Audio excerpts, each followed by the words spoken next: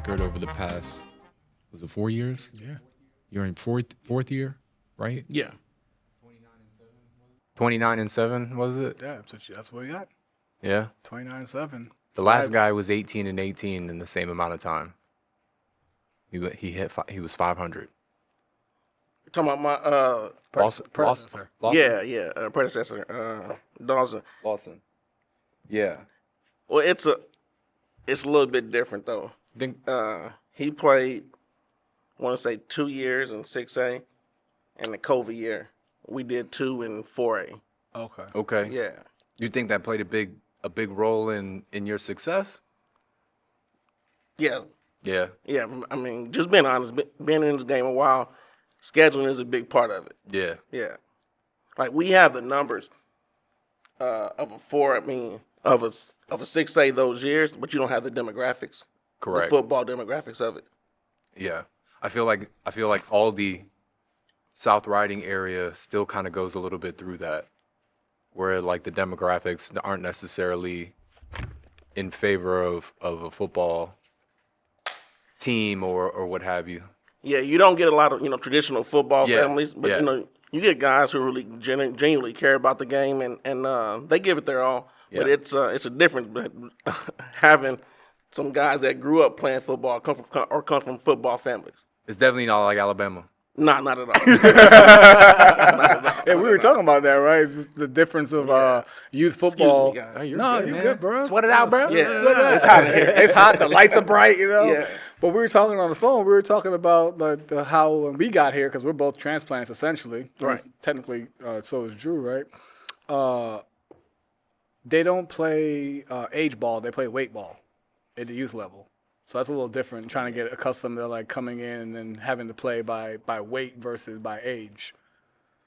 Yeah, so it's without downgrading or throwing shots, but it's very different when you get someone who's played 155 coming to you as a freshman saying, "Hey, I'm a left guard."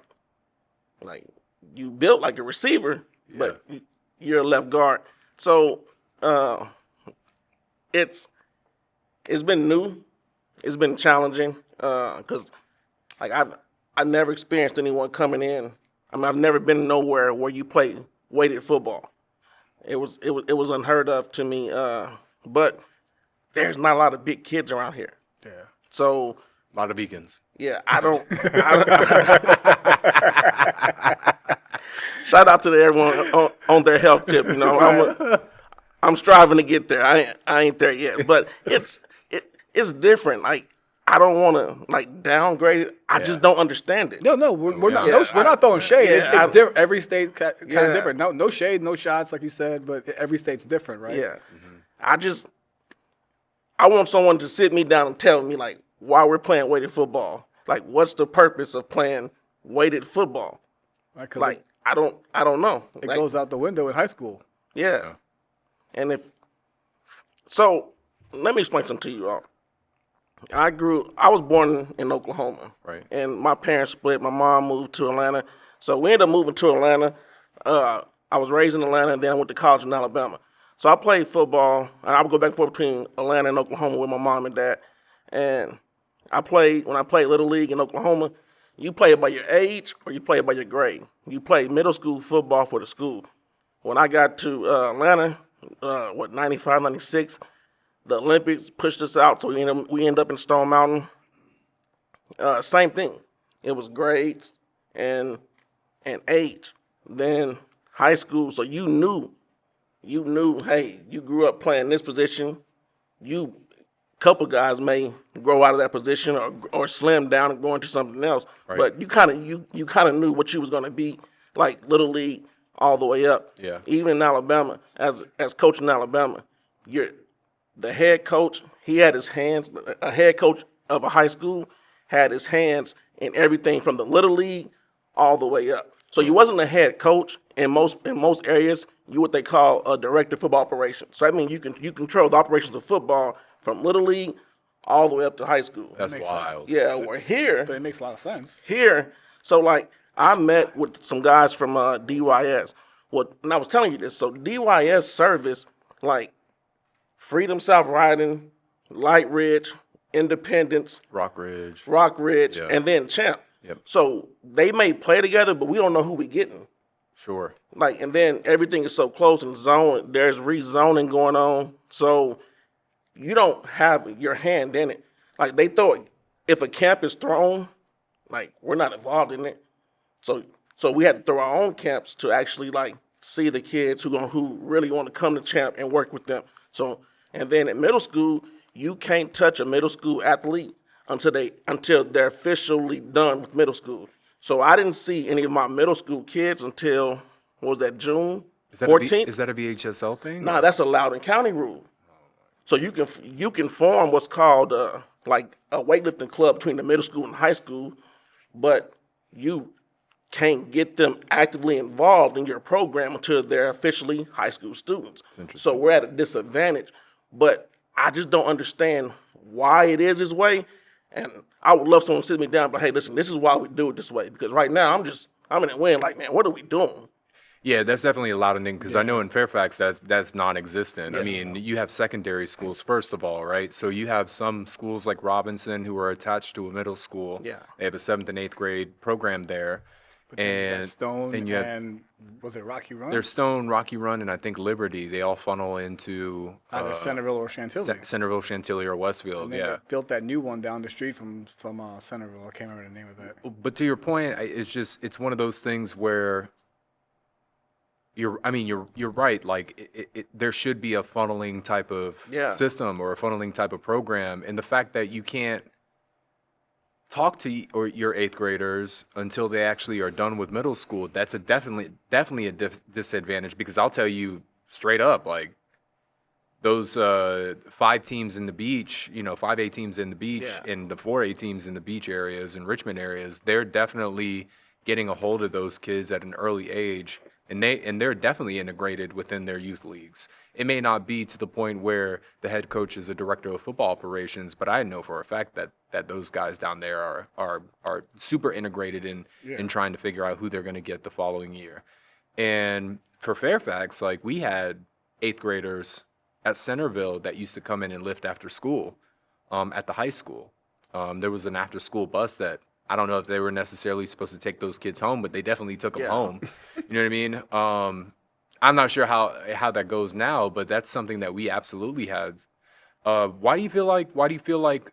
I mean, I guess you're asking the question too, right? Like, why do we do that? What's it really good for? Like, I would if I'm playing the steel man or straw man, like, I would say, okay, well, it's the weight is probably to prevent kids from getting hurt, but also, kids develop at a different rate. Yeah. Right. So a 10-year-old across the board is a wide spectrum of what a 10-year-old looks like.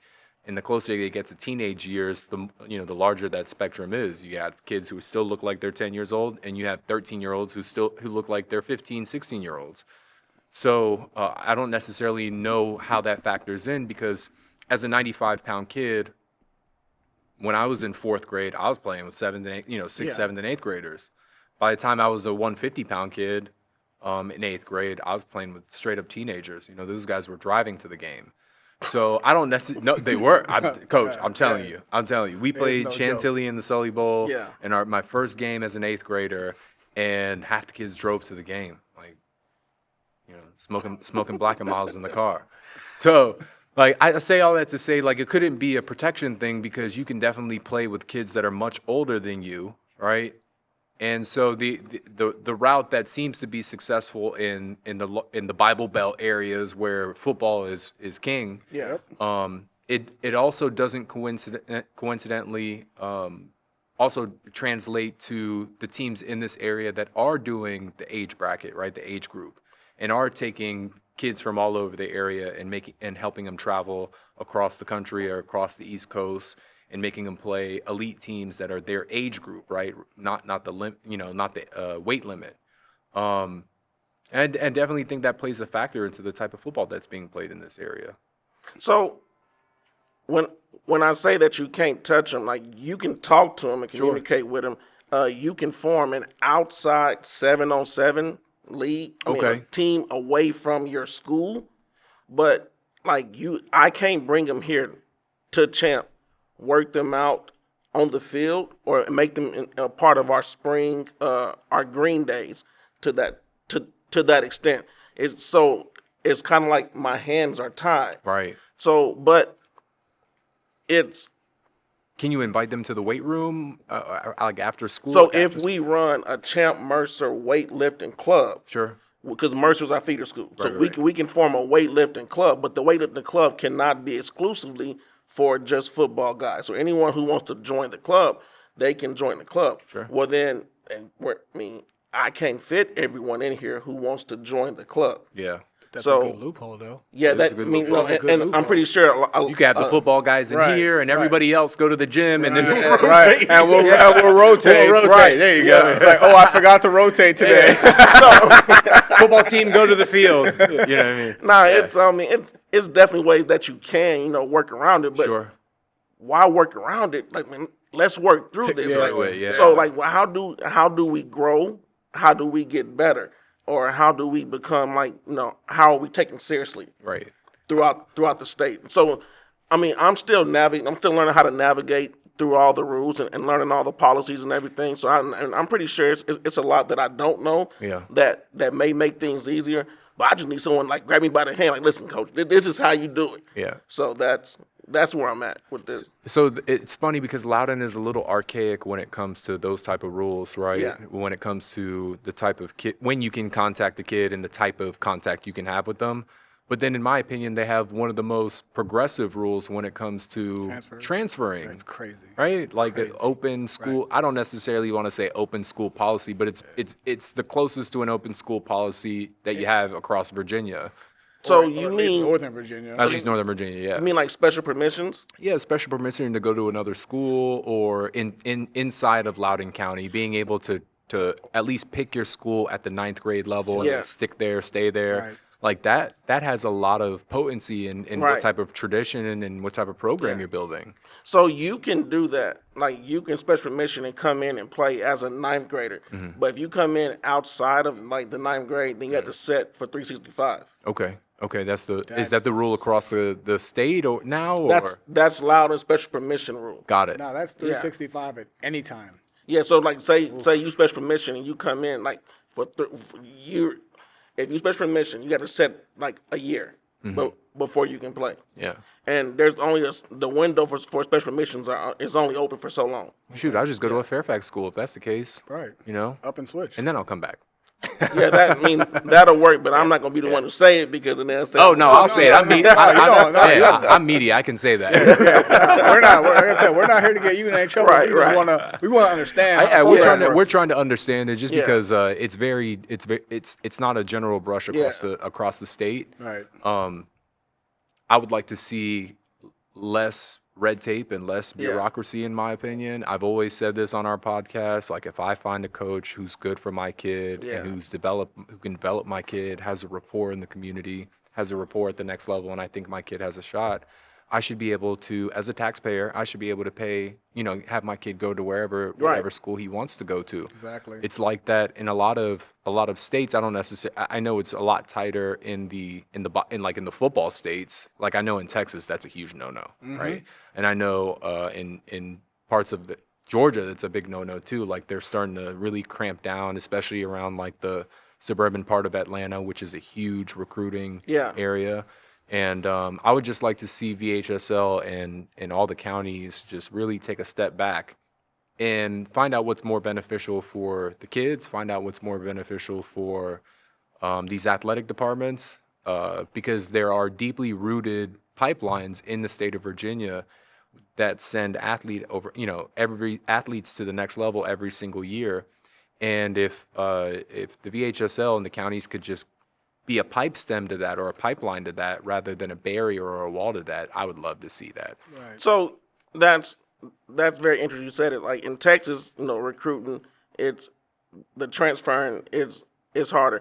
So in Georgia, it's a big problem, and being a product of the Metro Atlanta, you see a lot of people move, but you see there's a lot of people who live in, like, who rent or who live in apartments. So leases are up. So people are constantly moving. Sure. In Florida, like, you can play basketball in one school played football at a At different another school and run track for a third school. Yeah, Yeah, like yeah. even like my brief stint at Alabama State, when I was helping out, with the staff, you would get a Florida transcript, and man, those guys would have like a lot of different schools on their transcript because they move around. Sure. But Loudon, Loudon has its pros and its cons, and just being coaching in the inner city school in Montgomery, Alabama, before coming up here, I'll say this, man, the resources and the money that Loudon puts behind the athletic program, or just with the shared revenue, a lot of things you don't have to worry about. And I was the head football coach and athletic director down in Montgomery at a school called Jeff Davis, and we were about 30 to 40,000 in the hole before the season kicked off. Now you made that money back with your gates, Sure. but before the first ball kicked off, you're about 30 to 40 You're in the hole. red. Yeah. Yeah. Where here, I don't worry about anything. Like the school, the program, they recondition the helmets. They're going to buy all the jerseys every 4 years. We just got new turf on our practice field and game field like 3 years ago.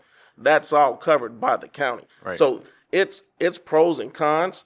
It's pros and cons to it. But if we're talking about the total development of football players, then certain things have to change. Yeah. And I wouldn't even say just Loudoun County. I would say not even Northern Virginia, but I would say just the state and VHSL. Yeah. One thing, spring ball. Like, you can't pad up. We can look at numbers. It's a fact. More college coaches are going to visit your school During spring. during spring. Correct. So they want to see you in pads and how you perform. They want to see, like, sometimes they can't get to your game, but they can come to a spring game. You can have spring. We had spring jamborees on college campuses where 4 and 5 teams, where there's 4 and 5 games in one day, and the sideline is filled with college coaches. Right. So when I saw it, I was like, man, these kids are missing out on so many opportunities. So many opportunities. to be seen.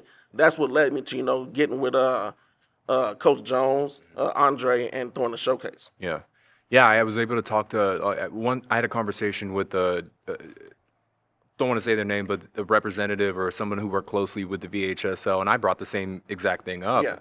And I think it's just a knowledge and education thing on at the VHSL level, because I don't believe they understand what it takes to get to the next level and how much they prevent a lot of the kids from showcasing their talents in a year-long process, right? Because it's more than just one season, right? Like you said, these coaches want to see you showcased more than just in your season. They want to see your practice habits. They want to see how much bigger, faster, stronger you get in the off season. And I think because the VHSL is so worried about some of the things they can't control, like where a kid goes to school, at the minute level, they end up preventing things, like you said, like spring ball. Because what they don't, what this gentleman said to me was, Andrew, like, that's what they have 7-on-7s for. That's what they have all these passing camps for. And the coaches can go see, those kids there. To which I rebutted, they can't. Because the NCAA strictly prohibits these coaches from going and attending these things if a kid is charged an X amount of money outside of insurance. Coaches are not allowed to go there. That's why coaches were able to go to the Green Day that the combine we had at Dulles Sportsplex, because we didn't charge those kids. Right. We just, aside from insurance, those kids had a free platform to come in and perform. And grind. And we had 30 coaches there. Yeah. You know what I mean? And so I think there's just a knowledge disconnect that those guys have down there in Charlottesville. And I think year over year, as our football develops, right, I think it creates more and more of a magnifying glass over top of them of how much they're missing the boat. And I think we see that year over year when it comes to the rezonings, the redistricts, when it comes to, I know VHSL doesn't all have to do with that, but with how they handle some of these programs that haven't been successful over the 20 years versus how they handle a lot of the programs that have been traditionally successful. I don't necessarily think that, certain academic departments, depending on what team, they are, some of them get like a bypass on a lot of the things that other programs that are newly successful wouldn't necessarily get. And there's a culture that is kind of like a rules for thee, but not for me necessarily, especially if I've been around the block a couple of times. Right. And you don't have to say anything, but as the new kid on the block, like I'm sure you felt that over the past 4 years, in trying to understand not only the policies but the politics of everything, right? Yeah. You learn quick, because you think, all right, man, this is gonna be okay, and then boom, it come right at you. Like, hold on, like where did this come from? What is this letter? I did not. Here we go. Like, man, like this could have been a simple phone call or a simple conversation. Like, how did we get here? Yeah. So, I've had my fair share of it, especially this past season. Well, give us a story, man. So We know what it is. I want to know what it is. I know another story a couple of years ago having to do with the quarterback, but I don't know this. That was last year's story. Yeah, that was last year. That's the story. Okay, Yeah. all right. So, we're playing. Everything's submitted, and boom, out of nowhere, hey, literally, I'm at central office for an SSA meeting, and we're playing Loudoun Valley, and I come back to the school. Our bus is scheduled to leave at like 4:45, 4:40. No, our bus is scheduled to leave like 5:15. 4:45, I get a call like, hey, come to the AD office. I come. It was like, hey, so and so. I don't want to say name, but hey, he can't play, like he's ineligible. Like, what? Like, he's dressed, getting ready to get on the bus. It was like, nah, he's ineligible. I'm like, how? Like, everything that's required, he provided. And so you had to tell him, like, hey, you can ride the bus, but you can't play tonight. Like, That's wild. Like, you know how terrible that is? Mm-hmm. Yeah. So Kids practice all camp. So I was like, man, listen, I ain't telling them. Like, man, you're gonna tell this to him. So, man, my AD, he told it to him, and then we got on the bus, and you're 17, 18 years old. You've been working all summer to play, and you find out you can't play. It's a very emotional time, and Sure. so we've already had the game plan in, but luckily, we was able to go out there and still win. And the next week, he was able to return. Then we're playing, and I had a guy who transferred in here 2 years ago. This is the one I knew. Yeah, his sophomore year, like second semester of his sophomore year. Yep. Here he is, a senior. He's a senior, and we're like, we're now in November, and it was like, oh, did you recruit this kid? Like, nah, he been here just about as long as I've been here. And it was like, well, this coach said you recruited him to come run track. I was like, I don't even coach track. Yeah. So he was like, nah, you used him to come over to play, to run track so he could slide into football. I was like, man, listen, like, what are we doing? Like, where is this coming from? So 2 years later. That's wild. Yeah, so what ended up happening is, like, our AD talked about it, and we talked about it with the people, at central office. Like, man, I was like, hold on. I was like, man, hey, when does this stop? Like, at some point in time, we got to be like, listen, all right. What about the kids who transferred in and no one asked about? Yeah. Like, are we just singling kids out? Because they're balling now. Yeah, or they're a pivotal part of the yeah. team. So it was more like it was more of that, without going deep into detail, but those are kind of things that I faced. It was like, okay, and so it was like, all right, anytime someone transferred in, it was like, are you recruiting? Like, I don't even know these people to recruit them. Sure. So, and I think certain people are targeted because if anyone comes in,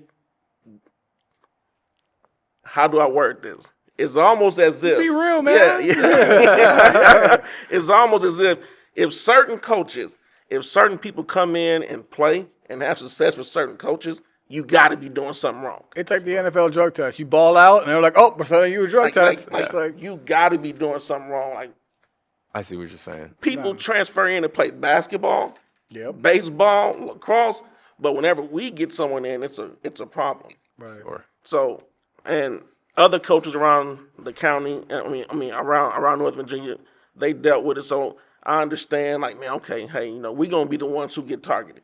We gonna be the ones who get singled out because one, should nobody transfer in and have success with us. Right. But it is, it is what it is. I mean, you only can control what you can control. So, yeah, I've had my run-ins with it, and then I know it's going to be more, but it ain't my job to to control what they do. right. But hey, I tell anyone, hey, just come see us. Like, Right. come see what we do. Like, we're not cutting no corners. Yeah. We're not out there recruiting. 'Cause, Right. hey, I don't even know them. I don't know the families. I'm still learning people. Yeah, So that's wild. And it's not, you can't, like you said earlier, you can't even talk to these kids until they're a ninth grader. So Right. how are you recruiting? yeah, So the thing is like, we can dive into being the new kid on the block, but like kind of like how I started the conversation, the guy before you was 18 and 18 in the same amount of time. You're 29 and 7, yeah. right? One of the things, what are some of the things that when you got here, what are some of the things that you did change, right? What are some of the things that you did turn around? Because you had some, they were a 500 team, before you got here, and that's with or without COVID. Like Right. I was searching for Yeah, the past, yeah. and you come in, and I don't want to say there was some immediate success, but there was a lot more success than they had previously seen, and you did that in a year turnaround. And then after that, it's been, with the exception of 1 year, it's been double-digit wins every single season. Right. What are some of the things that you changed when you first got here? All right, so and I'm not sugarcoating it. Jason Dawson, the former coach, Yeah. man, he did a great job. Oh, I'm not knocking. No. Yeah, I know. yeah. He did a great job of building it. In fact, my first 2 years when I came up here, I was the offensive coordinator Okay. for Dawson. So that was during the COVID year. Now, listen, if I known that, man, it was gonna be this cold playing during that COVID year, I would have stayed in Alabama. But man, I came up here and we went 5-2. The next year, and this was his, I want to say 2022 season, no 21 fall season, Yep. 21 fall season, because we played 21 spring and 21 fall season. Man, we had 9 guys, and 6 of those guys were starters. They end up getting hurt, season-ending injuries. So we start off, and we're 4-2. We're sitting pretty good in the region, and we're 6-8. When we lose these guys, then we drop the last, what was it, maybe 4 games. Yeah. So we ended up being 4-6. It looks bad, but it was just injuries. Now, the thing that I would always say is, hey, listen, we got too many guys going both ways. So all the guys besides one that we had that got injured, 5 of the 6, they were two-way starters. So when you have 5 guys who start in 2 ways, we lost 10 starters. If you look at it, well, and this is what I tell everybody, man, can the teams up here compete? And I was like, in Nova, it'd be hard because you have too many guys playing both ways.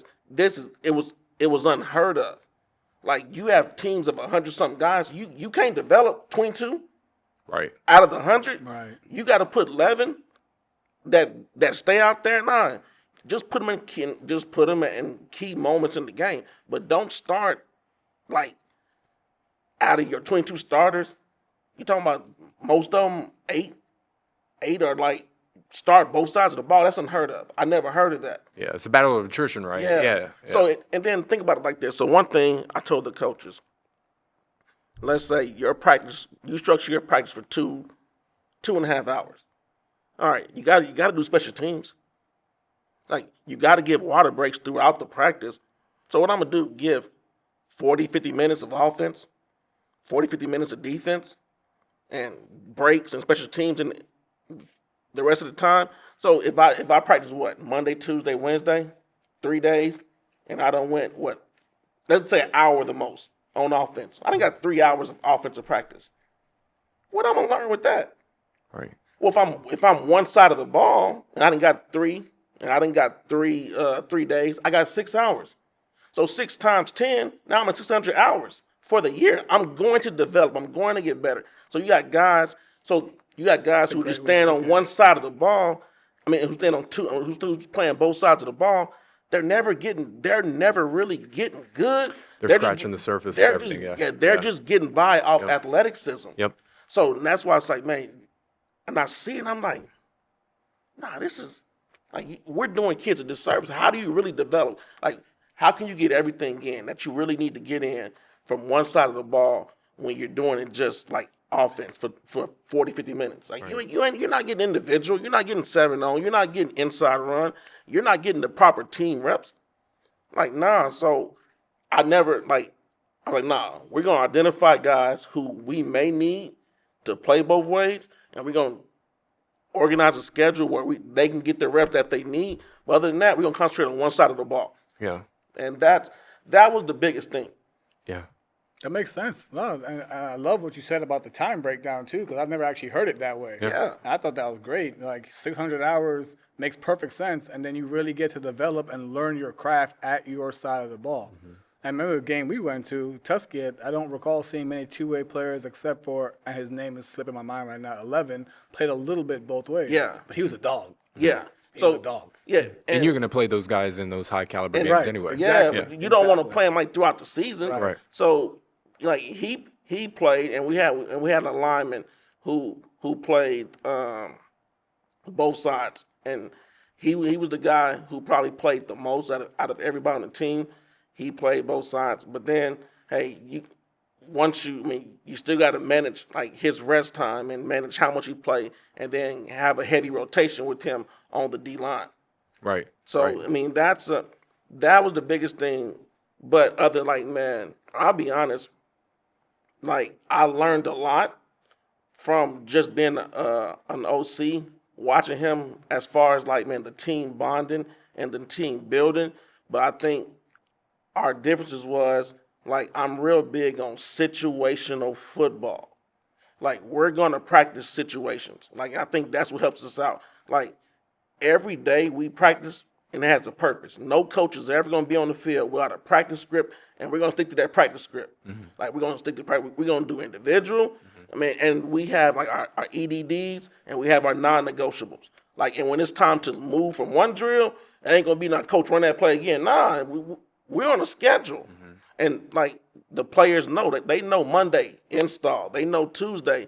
Hey, Tuesday we're going to get after it. That's going to be our goal line, mm-hmm. our third and short. Heavy run. Yes. Mm-hmm. So, I mean, then Wednesday, hey, that's third and long. Yep. So we're going to work that. Right. Thursday morning, we're playing a game. Yeah. So mm-hmm. we call it install, learn, master, perfect, execute. Mm-hmm. That's how we structure our practices. So everyone, hey, and I go and tell the guys, man, let's get 1% better every day. If I can get 50 guys getting 1% better, by the end of the week, now the team you saw on film from the last week, not the team that you actually facing.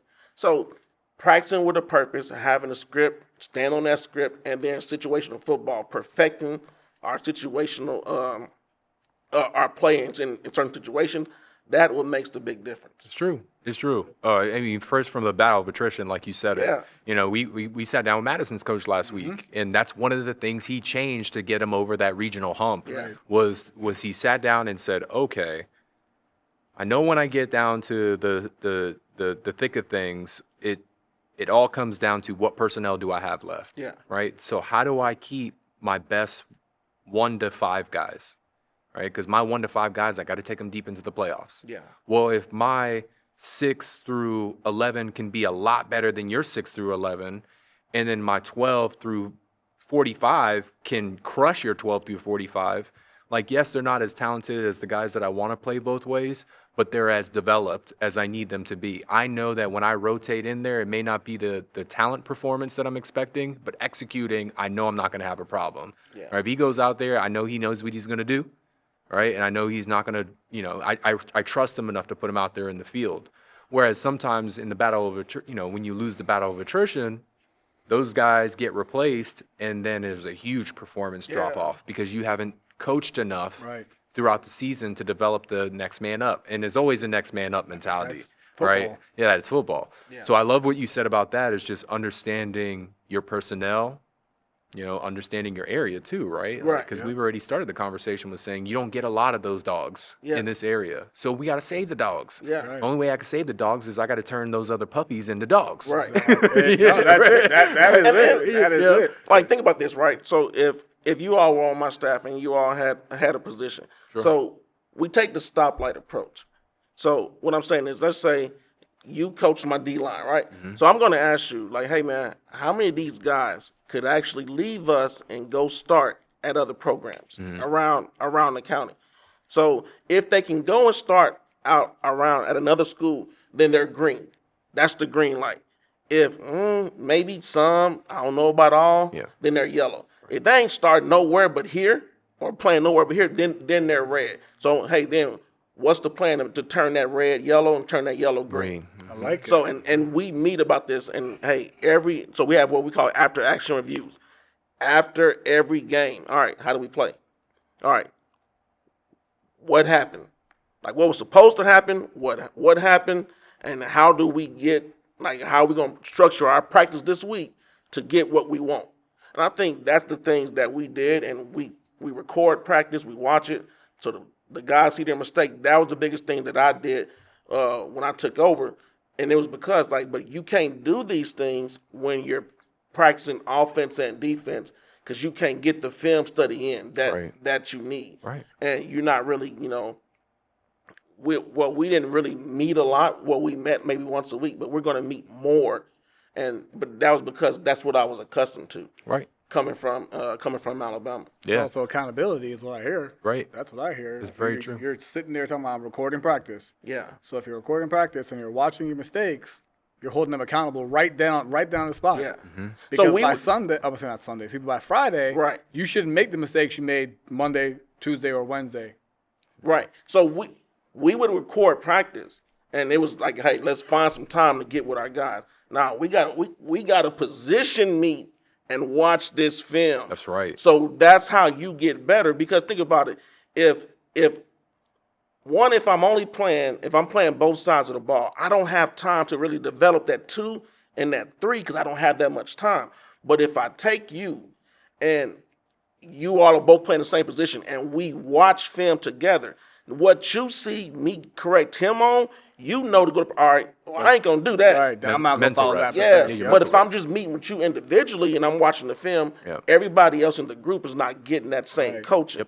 So that was some of the things that we do or that we incorporated. And it's not me reinventing the wheel. It's what I did when I played in college. It's what I did. Listen, I was just when going to say started that. coaching. I was going to say just that. Like, from your scripted practices, Yeah. like, that's all college is scripted practice. I remember going from high school to college, and it was a lot of standing around in high school trying to learn. You know what I mean?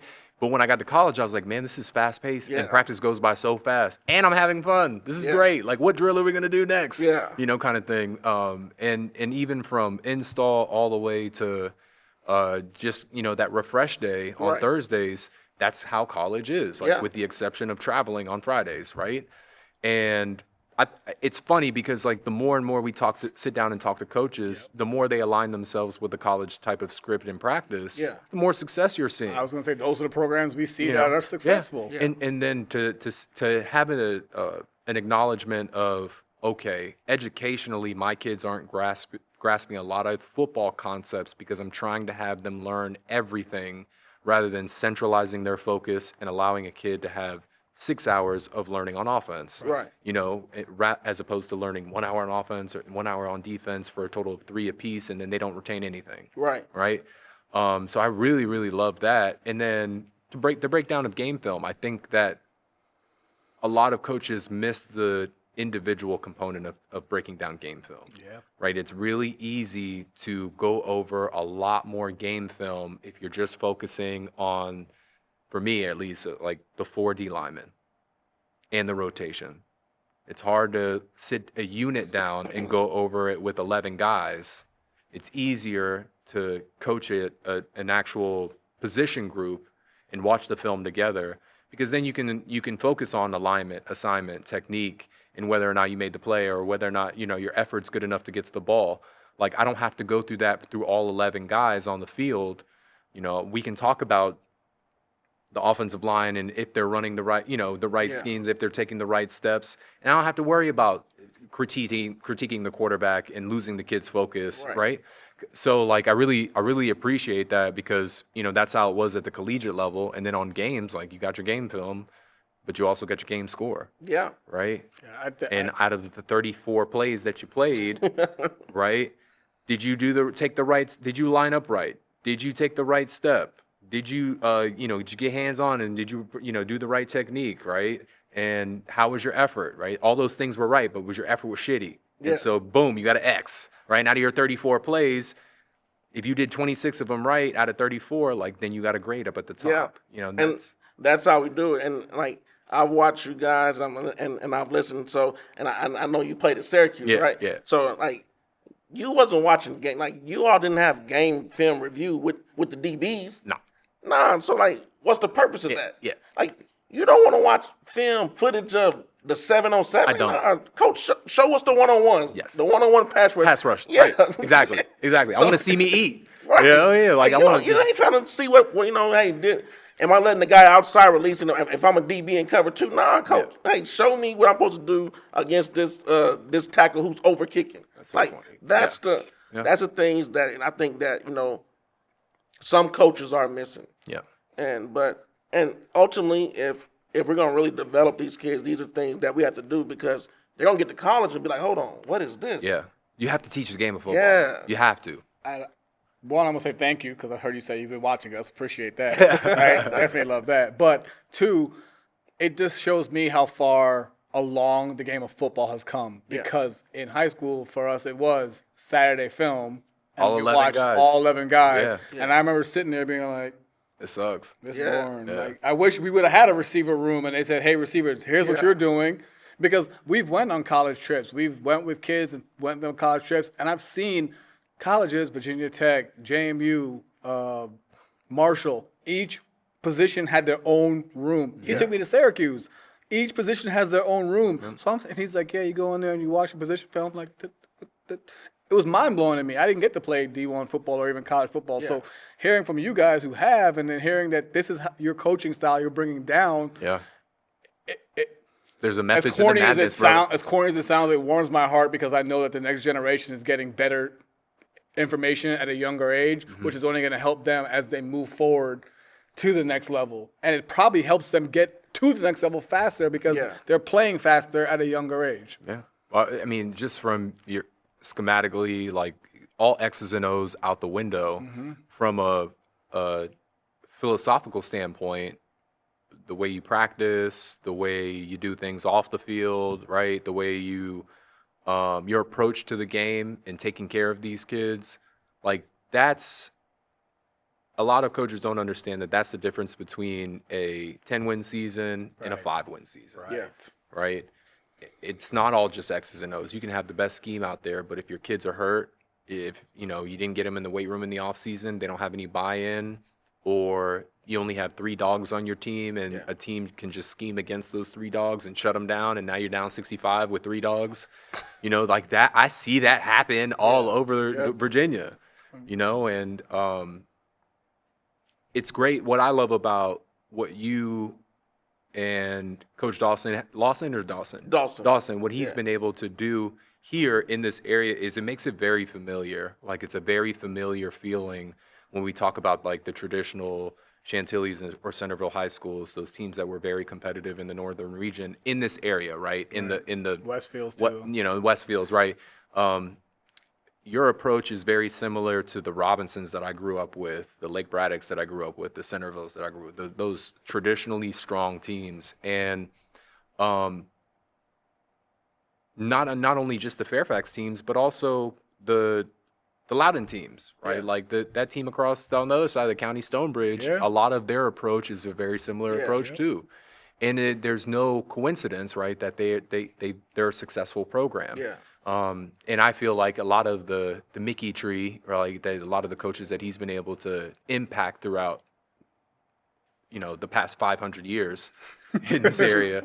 Like they have a lot of the same philosophy, but then you see the new kid on the block. I don't want to call you an outsider, right? But like you came from the outside, Right. Yeah. outside of Northern Virginia.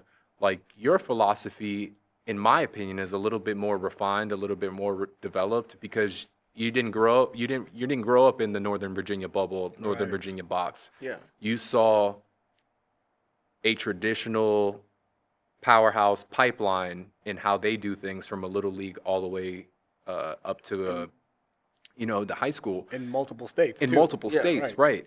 And I think what I can appreciate is like you started off by saying, there's not a lot of resources down there. I had to do things going, the first kickoff negative 40K in the Yeah. hole. And we still made it happen Yeah. down there. We still were able to develop these kids. We still were able, and now I have all these resources, an abundance of resources. And now I get to just coach. Right. Now I get to just care about these kids and develop them. And I don't have to, a lot of the times I don't have to worry about where their next meal is or where it's coming from or how I'm going to get the new field that's got a huge hole in it, right?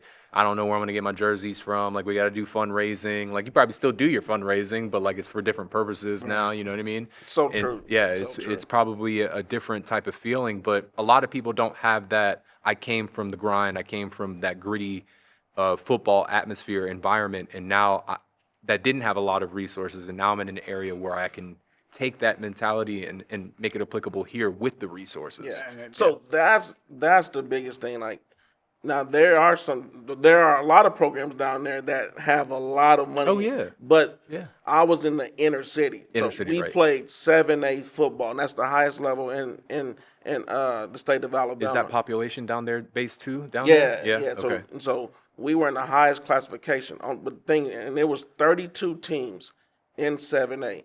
It was only 2 teams that were Title I schools. What does that mean? Oh, So- yeah, Title I. Yeah, So get money. Yeah. that was the school that I was at, Okay. and then our crosstown rival. Gotcha. Now let me give you so The only like state funded. yeah. So we're talking about you're talking about like Montgomery, Alabama, like the heart of the civil rights movement. Yeah. I'm at a school.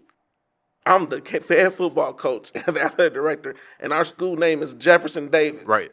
Our Confederate general, yeah. crosstown rival is Robert E. Lee. Of course it is. These names didn't change until 2 years ago. Right. Same up here. Yeah. Same up so here. Same up here. We're now traditional. Or in the past, they were the powerhouses of the state. Well, as everyone moves out and goes to the private school, then we're just left with kids who never could go to the school. Parents never could go to the school. So the resources are gone. So you're talking about like the fish fry.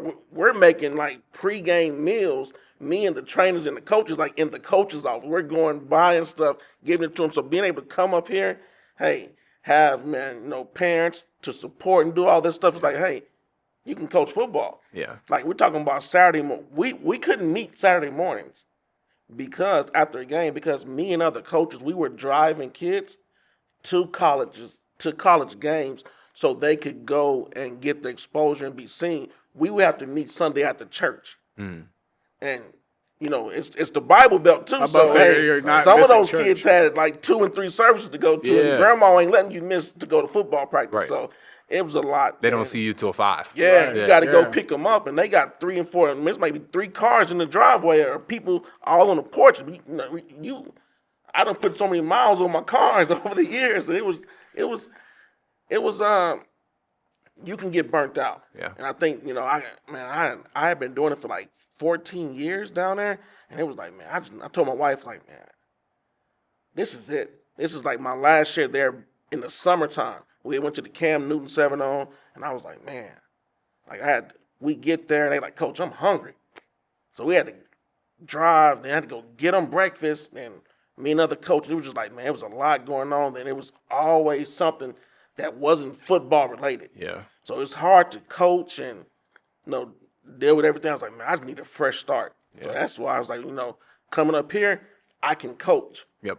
So I can now we have our problems too. Yeah, But yeah, it's yeah.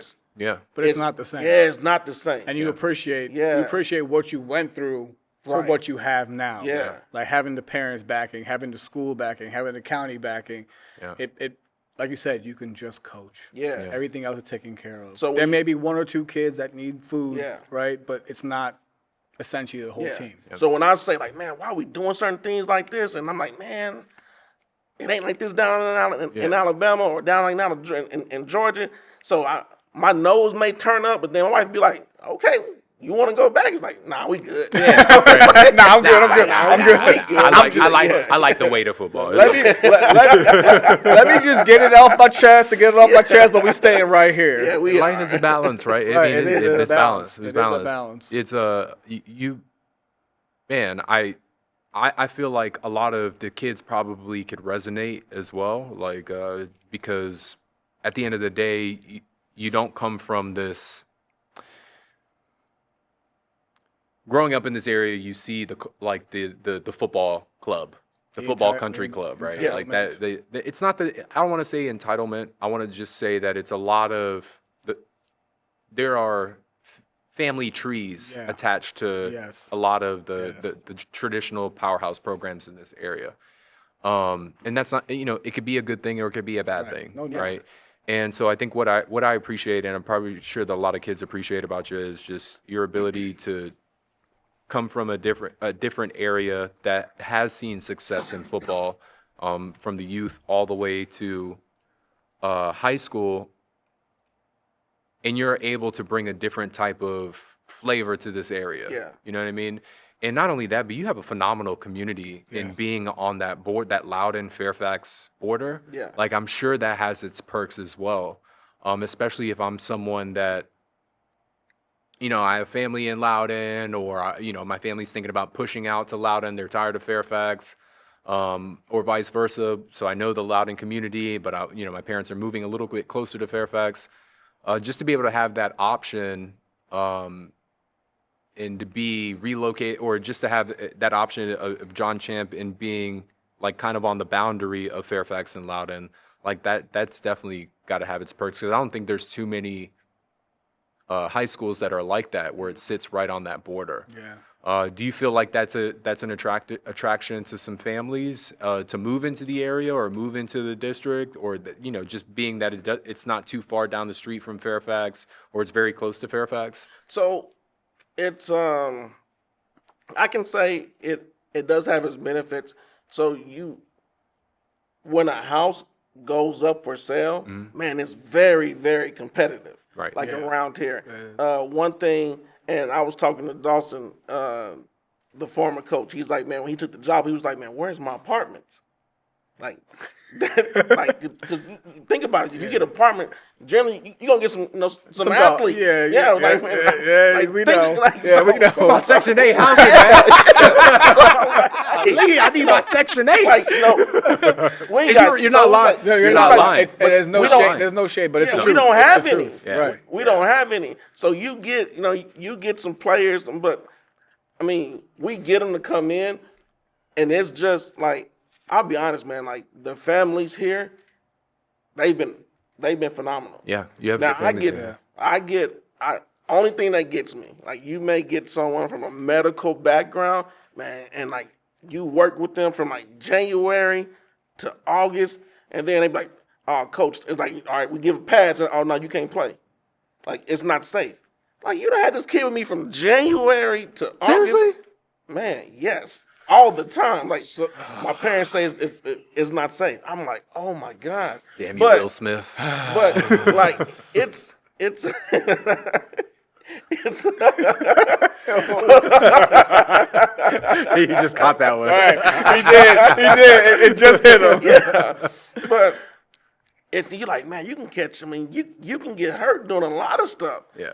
Like, we got kids running around with these motorized bikes and no helmets. Like, they can get hurt doing that. You can get hurt crossing the street. Yeah. But I understand and I respect them. But the parents, man, they really been supportive.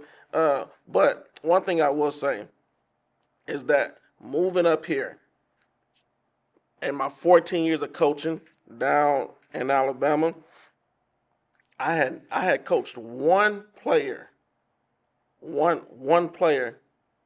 that was not black.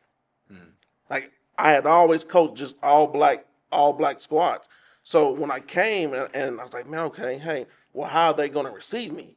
So, and I asked some of my friends who was down there coaching, like, hey, what were some of the problems that you faced? And they was like, man, just be yourself.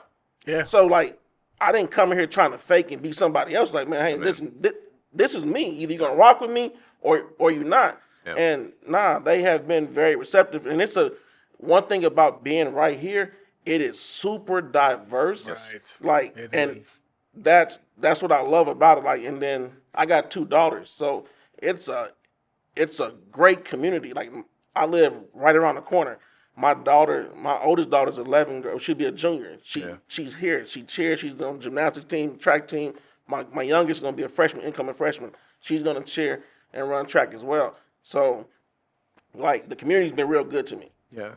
Yeah, you have like I said, you have a really good community. It's Yeah. very familiar. Yeah, yeah. When we came to see I think it was a couple of years ago, we came to see a game here, or we came to visit here, and the turnout, Crazy. was pretty crazy. You guys have a good fan base Yeah. in the community that kind of surrounds you guys. One thing that, for me personally, that kind of trips me out is the spacing of the high schools, right? Like, you literally have Light Ridge right here. Yeah. I think it's less than a mile or maybe 2 miles away from Yeah. you. And Rockridge. Rockridge is down the Freedom. street too. Oh, Freedom. That's Freedom, what it is. yeah, Freedom. Well, Rockridge is close too. Yeah. And I just don't understand. Now, Centerville and Chantilly were fairly close, but not That close. that close. Still far enough that it was about a 10-minute bus ride. So it's probably, you're not going to walk it there, but you could literally walk to Light Ridge, right? So Yeah. how do you, with your kids, how do you work with that, having a high school, that high school, and then you said Freedom's that close to you too. How do you keep everyone in-house and not, or pull your kids and make sure they're staying here with you? So here's the deal, like, man, I run, like, we worry about Champ. Right. Like, and the thing is, maybe it would be a problem if we could touch the kids in middle school.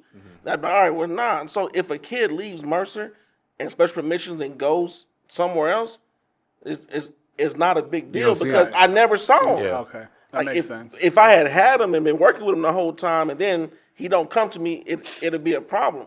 But I don't see him. And then, like, if a kid, and I say this, and some coaches may find it offensive. I spoke last year at our clinic with all the coaches, and I was like, man, if a kid comes to you and he's part of your program and he leaves, like, that's on you as a coach. Correct. Like, what did you do so that kid just up and moved, or his parents Felt wanted compelled to to- move yeah. to put him with somebody else? Like, that's on you. Whether your program wasn't the right fit for him, or hey, he wasn't the right fit for your program, but ultimately, how can you complain about somebody who's leaving you? Right. Like, if you don't want to be here at Champ and play for me, like, man, I'm never gonna turn you in. Like, nah, go somewhere, be happy, have the best experience. Yeah. I love Then, hey, only thing I'm gonna ask you is, hey, what could I have done better? Right. But everyone wants to be butthurt about it. Nah, man, it's like Be marrying- better. Yeah, like you trying to stay married to somebody who want to divorce you. Like, nah, you want to leave? Okay, leave. Yeah. Like, I ain't about to sit here and just keep begging you. Nah, what can we do to make you stay? Nah, what did I do wrong? You want to leave? All right. Hey, I wish you well. I wish you well. And man, I had a player, one of my good players. He's leaving. He's going to Maryland to play in private school league. He wants more exposure. And I was like, dude, listen, these last 2 years, you've gave me nothing but excellent play on the field. I was like, man, hey, I apologize that we couldn't get you the exposure that you wanted. And I was like, man, hey, go ball out. Send me the schedule. When you don't play, I mean, when we don't play, I'm still gonna come and support you. Right. But I ain't gonna nah. Don't leave. I love that. Don't leave, or I'm gonna turn you in and go tell my AD, let's turn him in. For what? You just hurting the kid. Let the kid and the family go where they want to go and be successful. Yep. Now, do everyone think like that? Nah, but absolutely not. I ain't trying to hold nobody back. Man. And if you think you can't advance with me, man, go somewhere where you can advance. Yeah. I love that because you're putting the kid first. Yeah. I absolutely love that. And it's a mentality of abundance, right? Not scarcity. There's plenty of kids that need to be coached. There's plenty of kids that need a role model. There's Yeah. plenty of kids that need to be developed, and I'm the guy for, and I'm the guy for them. And if they don't feel like I'm the guy, they're the guy for me or whatever. Yeah. then like I'm gonna help them still progress because that's my role in the community, right? And that's got to be hard, right? You develop a rapport with these kids, you develop a relationship with them, and then they feel like they have a better option somewhere else. Yeah. How are you changing your mentality in your approach to these kids' exposure and recruiting process? After seeing like one of your dogs kind of leave, Yeah. like how does that affect you as a coach, and how does that change your mentality and philosophy? Do you change and say, okay, I got to get better at these things when it comes to getting my kids exposure, because then I'm going to be the obvious choice for the next level for the entire county if I can keep that momentum. Or do you say like, say la vie, like I have other kids to worry about? How do you approach that? So ultimately, I mean, you have to take a look at yourself. Like, man, hey, what did we do wrong? Sure. Like, what did we do that? Like, how do we get more exposure? Like, we had schools that came here for our Green Days. Man, we saw several schools. Every practice, there were college coaches at our Green Days. In fact, I moved the Green Days to the mornings so all my spring sport guys could participate.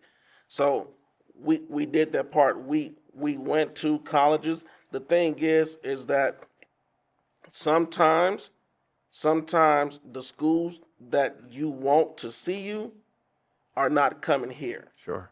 Like, and it's what do we have here at Champ that's gonna make someone fly into Dulles or Reagan and bypass everything and come right here to Champ? Like a couple years ago, I had a player who's at Delaware and he got hurt, but I had Michigan State that flew in. I had Missouri. Like these schools, they came in like, listen, we want to see him. So when they come, they seem like, man, yeah. Now, hey, we got to see him at camp, and he ended up breaking his foot during spring, so we had to shut him down. But ultimately, like, and one offered, well, both of them offered, but then it was the offers contingent on going to camp. But ultimately, you got to like, you can't make a school offer a kid. Right. So, like, and you can tell them that, but sometimes, hey, we may have 2 Division I prospects, another school may have 5 or 6. So a school is going to have 5 or 6 Division I prospects. It's going to draw more attention from college coaches. Mm-hmm. So then that way they're going to come and they're going to watch them. Like, we don't see the big time schools at our games on Friday nights. Like they don't. Well, it's different. Like where I was coming from, because we were 45 minutes from Auburn. We were 45 minutes from Auburn. We were like, 30 minutes from University? From Troy University. We were hours and change away from University of Alabama, and 2 hours away from UAB. So it was nothing for them to come in, and Montgomery was one of the biggest airports in Alabama. So they can come in, fly in, catch our games on Friday night, and then fly out for recruiting. Or because they was playing either Auburn, Troy, UAB. Yeah. They so just drive to the overnight. hotel. Yeah. So when you talk about this area is under recruited, when you look at Friday nights, where are they gonna go? Like, if I have a game the next day, if I'm not playing Maryland, like what's around, or now JMU, what's around me for the big schools to come in and watch? Sure.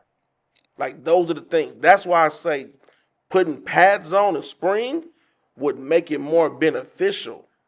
Sure. But that's the conversations that, like, we got to have with the higher ups. Yeah. But to answer it, like, he was like, Coach, I loved it. I just think at this school, they got these players who's getting more exposure. Yep. They getting offers, and it'll be more coaches there. And I was like, you know what? Hey, you're right. Yeah. Yeah. There's nothing you did wrong. Yeah. There's nothing you did wrong in that situation. Yeah. One of the things we got to do is we got to as levels, we got to come here and get your kids on the app. Right. That's what it is. That's one of the things. I mean, that's what we're talking to a lot of these coaches about. We're going to these coaches at the high school level, developing a relationship with them, saying, we have a free platform for your kids. Yeah. Your job is to allow these kids to be the best version of themselves and keep coaching. Our job is to use our network and go to the next level and say, hey, we have access to thousands of kids that you never would even have exposure to if it were not for this app. We verified their statistics. They have highlight films on there, and you can connect with them directly and communicate with them. And I think it'll be a game changer for a lot of coaches in your position who are kind of, I mean, we're out here in the sticks, man. Yeah. And in retrospect to the universe of college football, like we're in the boonies. Right. There's no. There's cover. only a Maryland, like you said, Yeah. and that takes. It's supposed to take an hour and a half, but depending on what type of traffic you get, it could take up to 2 to 2.5 hours from here. And then JMU, like or UVA or UVA, Tech, yeah, like it all takes like 2 hours, 2.5, 3 hours to get down there. So Then you got to think too, right? If I fly in to like Reagan, yeah. do I bypass all the do I bypass the Catholic school? I was just gonna games? say the same thing. WC, Like there's a lot of Yeah. mud up there, Yeah. right? So like it's hard for me to land in Reagan and drive 2.5 hours out to the sticks on a Friday night. on a in Friday traffic. night in traffic to see 4A, 5A football. Yeah. And that's no disrespect to 4A, Right, 5A yeah. football, No but shade. if I'm gonna see 4A football, then I'm gonna keep driving down south and see the kids you know what I mean? Yeah. Like Right. and see them play.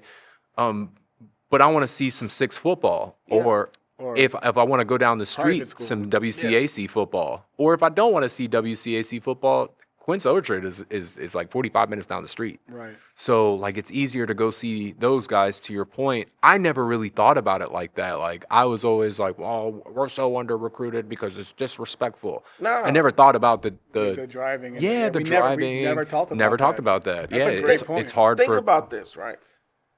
If I'm a school, if I'm a college, and you want to go, like, I go back to this. April 14th, something around there, like when it opens up all the way to like May 25th, like that window, you get out and you get to go see like high school football. Like, do I want to see them running around in like helmets and shorts? Nah, put pads on. That's why everybody flocked down to the South and they go see these guys perform like spring ball. That's what's going to bring them back in the fall when they're able to actually play. Yep. Now, another thing too is that, man, you can be a dog. Like, you can be a dog, but sometimes you just the size of a poodle. Like, you just not a big dog. So certain colleges, like, man, hey, you need to go. Hey, you're gonna bring back a corner. I want a corner who's 6 foot, at least 185. You bring back a D lineman, need to be 6'3", this type of wingspan. That's why everyone who comes in, and these colleges come in, all right, let me get a picture of you. You ain't never noticed the picture is always in the middle of a door. Like, they want to see how you look in that door frame. How big are you? So, one, your film, yeah, but do you pass the eye test? test, yeah. And when some guys just don't pass the eye test. Like, one of my good friends who's my college quarterback, and my high school quarterback, he's my neighbor growing up. He's the director of recruiting for University of Alabama. Like, my brother coaches Alabama State. Another guy's like my brother, he's at Mizzou. I got one of my good friends at Tulane. I got my college teammate who's at West Virginia. Like, I know coaches all over. The only thing I'm gonna shop the film. I shop the film. I can't make them take you. yeah. So it's just like, and I have relationships, like good relationships with a lot of coaches. It's just like, man, it's hard to get one. Here, this is the most difficult thing that I have. Like, sometimes Division II and Division III ball, which has always been good enough for me and people who I've coached, but these kids, they don't need football. Yeah. Like, their parents been saving or they got it, man. So I had a kid who had, man, we've been married.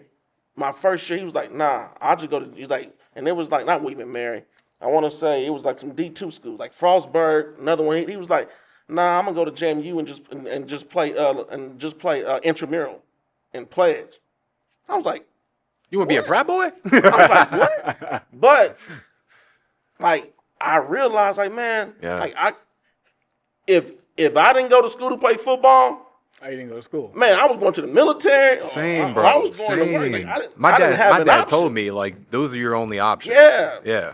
But that's no knock. That's the beauty That's of living in the fluent area like this. Correct. So Correct. I always say, that's, I always say you drop a pin in the middle of DC, draw a 50-mile Yeah. radius around it, you're going to hit 12 out of the top 20 wealthiest counties, Yeah. right?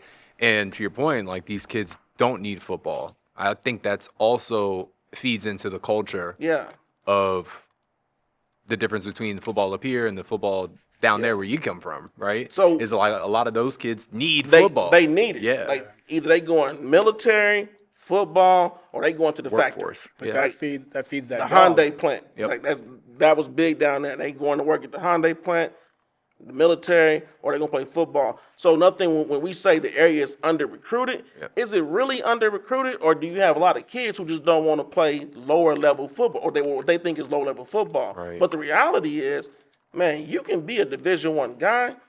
Your path to, I mean, you may not be able to go Division I to like 1 or 2 years now with the portal. Correct. Yeah. Because you play college football. Bro, it's Like, just you a new, want- it's a new transition into college football, into Right. D1 Power D- 5 football, right? Exactly. You're gonna have to, what these kids see as JV football, right, at the collegiate level. Yeah. You're gonna have to go to your D3, D2, D1 AA schools, and be thankful that those programs are taking you, so you can get the film to get your bread at the NIL school, wherever you want to go. But it's hard to convince kids whose parents have the 529 for them to go to college. It's hard to convince them, like, hey man, you can do all this work and go play football at the collegiate. It's like, why would I do that? Why would I want to do that? But that's hard. but I mean, that's how I struggle with it, right? Do you love the game enough to separate yourself from that? Yeah. That's where you start to find out if you actually love the game or if you were just playing the game to play the game. Yep. Because the guys who love the game, even if their parents have that backing, they'll take that D2, that D3, and they'll work themselves back into a D1. Yeah. Yep. Right? And also to your point about, all jokes aside, Section 8 housing or kids who don't come from an affluent background, we have some in this area. Those are usually the dogs, as you said, and those are the kids who are trying to get out. And that's a lot of, no knock to Southern Virginia. You kids are awesome. Your coaches are great, but a lot of those kids play ball to get out of that area. Yeah. And Yep. they will tell you that. They will straight up tell you. We know a lot of kids from down there who will tell you that. Yep. And they're great kids. Great They're kids. great kids, great coaches, great teams, but they don't want to be in the Richmond, the Newport News, the Virginia Beach area anymore. They want out. Yeah. So they use this game, they use basketball, they use baseball to get out of their area. I also think that's why when you do get a kid that comes out of this area and they are special, like, they become really special. Right. Right? Because it takes a lot, probably a little bit of a psychopath to have all the world given to you and say, no, I want to chase a dead pig up and down a green field for a living, and I want to do all the hard shit that comes with it. Right. That takes a special kid. And a lot of those guys that do come out of this area, you got a couple of kids that are getting some serious D1 offers down in like Battlefield and Patriot area. And then even the Stonebridge, John Allen, like he was a special kid. He wanted to play football at a high level, didn't need to play football, you know what I mean? But his family was like, now you're going to play some football. Yeah. And you saw, you see the impact that he's made. He's a hometown hero. And man, I never really thought. I mean, we knew the demographics played a part, and we knew that socioeconomic spectrum played a part. But I don't necessarily think that when we analyze the recruiting process, we see that as being a major. We see resources, right? We say resources in coaching and development, and look at the youth league, and do these kids want to play football? That's it. Like, and that fact of, do these coaches want to drive out here? That was eye opening for me. Do these kids want to play football? And the ones that do I want to bypass all of this? Other schools, This mud, Right. Because the mud that they have to go through, the closer they are to the airport, that's where a lot of the kids that do want to play football at the next level are, right? And their parents pay top dollar for them to go to an institution so they can play high level football, right? So it's hard. Think about this, right? And I know people say this area is under recruited. Is it really under recruited, or is it that a lot of the players here or in these areas don't want to play football for certain schools. Right. Because like I've had players, I've had coaches come in and want players, and they like, nah, I'm okay. That's wild. That's crazy. That's So- wild to me. That's something we never would have heard in the late 90s. But I'm saying like it's not a bad thing because college football isn't for everyone. Right. But like man, I had a guy, man. He was great last 2 years. Me and his dad talking. His dad wanted him to play. He was just like, nah, I'm good. He was like, nah, I'd rather not. Matter of fact, the last 2 years, like he was like, nah. Like both of them been like, nah, I'm good. I don't want to play. Then you have some that be like, man, I want to play. Then my first year, I had to be careful because I was burning some relationships. Like I was like, man, yeah, I'll get you here. I sent the kid to a school down in Southern Virginia State, to be honest. And man, the kid left after one semester. Dang. And one of the coaches, he was like, listen, he was like, man, you want to help him? He was like, but think about it. Like him going to Virginia State, like man, he's like, HBCU may not be for every kid here because it's a little different. When I was like, Culture shock. you Yeah. right. I was like, man, hey, yeah, Yeah. you right. You went And- down there and said, "Where are all the white girls?" My bad, man. My bad. We're good. All right. It's Lock in, man. Lock in. but Come on, Brent. yeah. But nah, it's different. So you gotta just you gotta be mindful. One, you gotta know the type of kid that you're dealing with, and so that's why I meet postseason. I meet with every family for the kids who are returning, and I ask them, hey, do you want to play at the next level? Right. Like, all right, well, what's some schools that you would play for? You get the list, you like, Hell no. all right, so, okay, hold like, on. Like, all right, well, what's your B list? Right. Like, damn, that's your B list? Okay, Right. what's your C list? Like, okay, all right, so yeah, we can do this, but it's some like, nah, coach, I just want to play high school football. Afterwards, I'm doing this, and I was like, okay, like that's. I can scale it back. Yeah. Yeah. But it's no knock. It's like college is for some people. It ain't for some. I mean, it ain't for others. Same deal with football, college football. Man, you play, hell, even the ones who think it's for them, they get there, you get in the camp. Listen, Man, it's true. Where Brent? Like true. Brent Yeah. done left. Yeah. Brent, true. so- Look, I always say like I was probably like the least recruited out of the guys that went D1 in my class. Yeah. But I knew I had work to do. Yeah. And so I went to college with a completely different mentality. And even those good counsel, those DeMatha, those WCAC guys who pretty much had like their foot in the door as soon as they put on the jersey, I was able to outcompete, a lot of those guys because they just didn't. The grind was never implemented and instilled in them, and a lot of those kids found out that college football wasn't for them. Yeah. And I didn't really get a real dose of college football until my redshirt sophomore year, redshirt junior year, when Doug Marone came in, and we lost 28 scholarship guys who I never thought would have left, to play at a different university or just stop playing in general. And that was a real wake up call. So to hear you say that it's not for everybody, it isn't for everybody. I think back in high school, what I would have loved for my coach to do, Coach Skinner to do, was to say, all right, Andrew, give me 4 D1 schools that you're interested in. All right, now give me 4 D1 AA schools that you're interested in. Give me 4 D2 and D3 schools that you're interested in, and like let's work from there.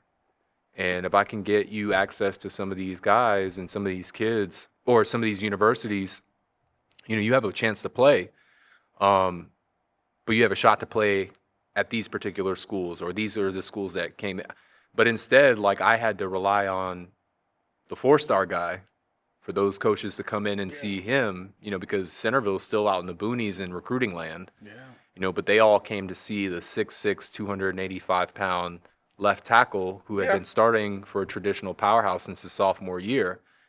and they wanted to see that guy. And all the scholarships that dropped, I'm sitting here like, I got me one. First was Akron, and then was like Kent State, and then all of a sudden like UVA gave a soft, and then that's when the D1 guys started coming in. Syracuse came in, and then so Rutgers had to come in right behind them, and like that's really how it started to snowball. But like it only takes one, as you know, Coach. It really Just only one. takes one. And then you get the right one, then everyone else comes. Absolutely. That'll turn you from a 2-star to a 4-star overnight. And that's your point. Sorry to cut you off. No, you good. Right, that's a great point, right? You're over here playing catch of what's falling from a tree. Yeah.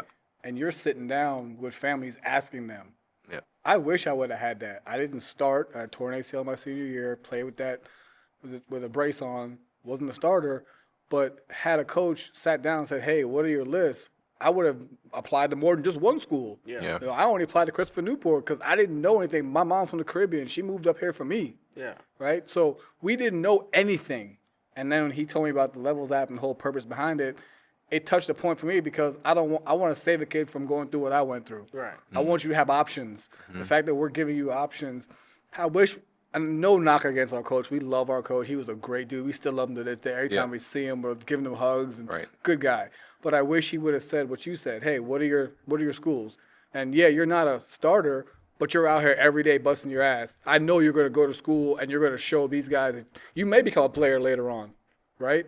So I think the fact that you're doing that with the kids, for me, again, it's like, yes, like this is what I want to hear. Sitting down with these coaches and hearing that this is the new mentality that coaches have when they're approaching their kids, it lets me know that you guys really do care about the athlete and you really do care about their future if they choose not to play football. So it's still about the person. Yeah. So you said something that I caught. You said your hardest year was your red shirt freshman year. Yeah, so right. you went through that red shirt year. Yeah. Man, you know how hard that is? Yeah. Like I went to Alabama State. I played Alabama State, and my first year I had the red shirt. Like you in class, Brent, like they like, hey man, the team gone. Yeah. They're like, oh, I thought you played football. Oh, I do. Yeah, Because you everybody know. don't understand what red shirt mean. They're like, what? Nah, ain't y'all at Jackson? Like, nah, well, they at Jackson. I'm right here. So that's the tough part about it. How many kids? So nowadays, kids like, Red shirt. I got to practice, but I'm not going to play for a whole year. I can just do this. Yep.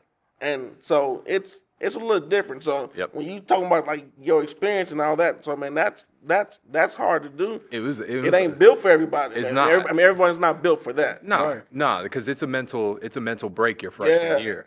And for me, it was like a big mental break because I was the third defensive lineman up. So like starter went down, I have to rotate with the second guy. So, but we never got to that point in the season. And so I traveled to every single game as a freshman and sat on the sideline and I had to wait my time, man. And then the next year, you think you're going to get in the rotation automatically, and you're going to get in like 5 or 6 plays. You know what I mean? Here's the deal. Like I played at Alabama State. Yeah. Where that's what they call Division I AA. Now it's FC.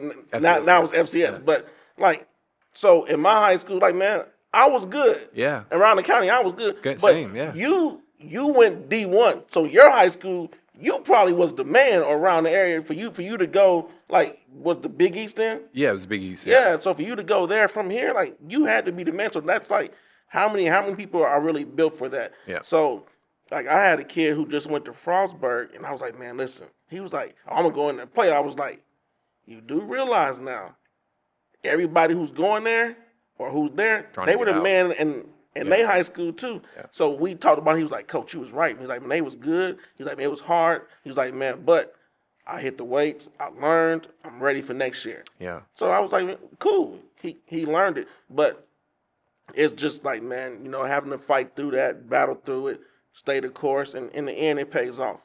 Yeah. And that's the thing that the portal's ruined. Yeah. About football is like kids don't do what Drew did, where he'll wait your turn in line. That's probably the reason that Saban jumped out of coaching. He's like, I'm out. Yeah. These kids want money. They're not here to learn. I'm trying to groom kids. And Alabama was infamous for putting, 20 guys into the league a year? But those guys only played 1 year. Yeah. But they went to the league, and then they ball for 8, 9, 10 years.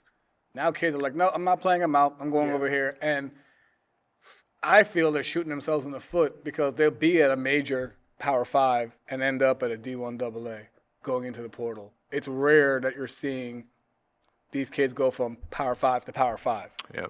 It's a lot of those fringe guys, right? Right, A lot of those right. fringe guys. I think the pathway has definitely changed to D1. I think you're going to see a lot better football at those lower level tier schools, if you want to consider them lower level, exactly. because a lot of those high school kids who have to wait their turn, they have to go to D1 AA, D2, D3. They have to go to those schools in order to compete, get film, and then get pushed out. And I think you're just going to see a lot more programs buying into that at the D1 AA, D2 level, and I think their programs are going to, reap the successes of it. If I can recruit to my school those fringe 3-star, lower 4-star guys that didn't quite work out or whatever, they can come here, or those 2-star guys that just didn't get the exposure. They can come here, they can ball out. We're going to have a winning season because I got dogs on my team. I can teach them the best that I can, advocate for them, get them to the next level. But for the D1 guys, like it's a win now mentality, and the revolving door is going to keep revolving even quicker now because Coach life is short. the coach life is short. There's only about a finite amount of schools that can afford that type of turnover at the player level, while also dishing out millions every single year. There's only a finite amount of schools that can do that. And so, like I said, the have-nots and the have-yachts, like those are going to separate themselves big time. And is it good for the game? I don't know. We're still in the thick of it. We need more data. I think, is it bad for recruiting? It changed recruiting. It kept kids in the recruiting process a lot longer than you and I are used to. Our recruiting process was 2.5 years. Yeah. All right, I started getting looks. I started getting, kind of serious after my sophomore season. I went into my junior year very excited. I balled out my junior year and then went into that offseason trying to talk to everybody. And then by my senior year, sometimes I had to ball out even more to get the offers that I want. Or if you're lucky like me, like I just committed before my senior year even started because I was afraid that I was going to get hurt or whatever. Yeah. You know what I mean? And those are some of the things that we had to worry about back then because the transfer portal wasn't as inclusive as it is now. And so I think a lot of these kids' pathway has just changed, and I don't necessarily know if the sport is going to suffer. I think that just the pathway is just a little different. Yeah. Yeah. I agree. Yeah, and you really get to find out who's about that life. Yeah. Realistically, We need more data before we know what's going to happen to the sport. Yeah. And I think that'll come in time, right? Yeah. It'll definitely come in time. But it is different. It's a lot different. Yeah. And I know you guys went through it, and I watched guys go through it, and the 2-year recruiting was standard. I think now they're looking at these kids at sixth grade and projecting if they're going to be worth their time, if they're going to invest millions of dollars into them when they get into high school. Well, I think there's less of that now than there ever has been because if I know I'm going to invest in a junior and a senior with the win now mentality, why am I looking at the 8th grader? I'm no longer wasting resources on looking at those 8th graders. You see what I'm saying? You're right. And as a matter of fact, I'm hardly looking at the high school kids unless you're a for sure 4-star, 5-star guy that can help me win now or that's worth investing in and keeping around. I'm probably not even. I'm looking at you, but I'm probably all right, maybe in a year or two, right? Which is crazy because we talk about this, and you know it. The league is made up of 2 and 3 stars.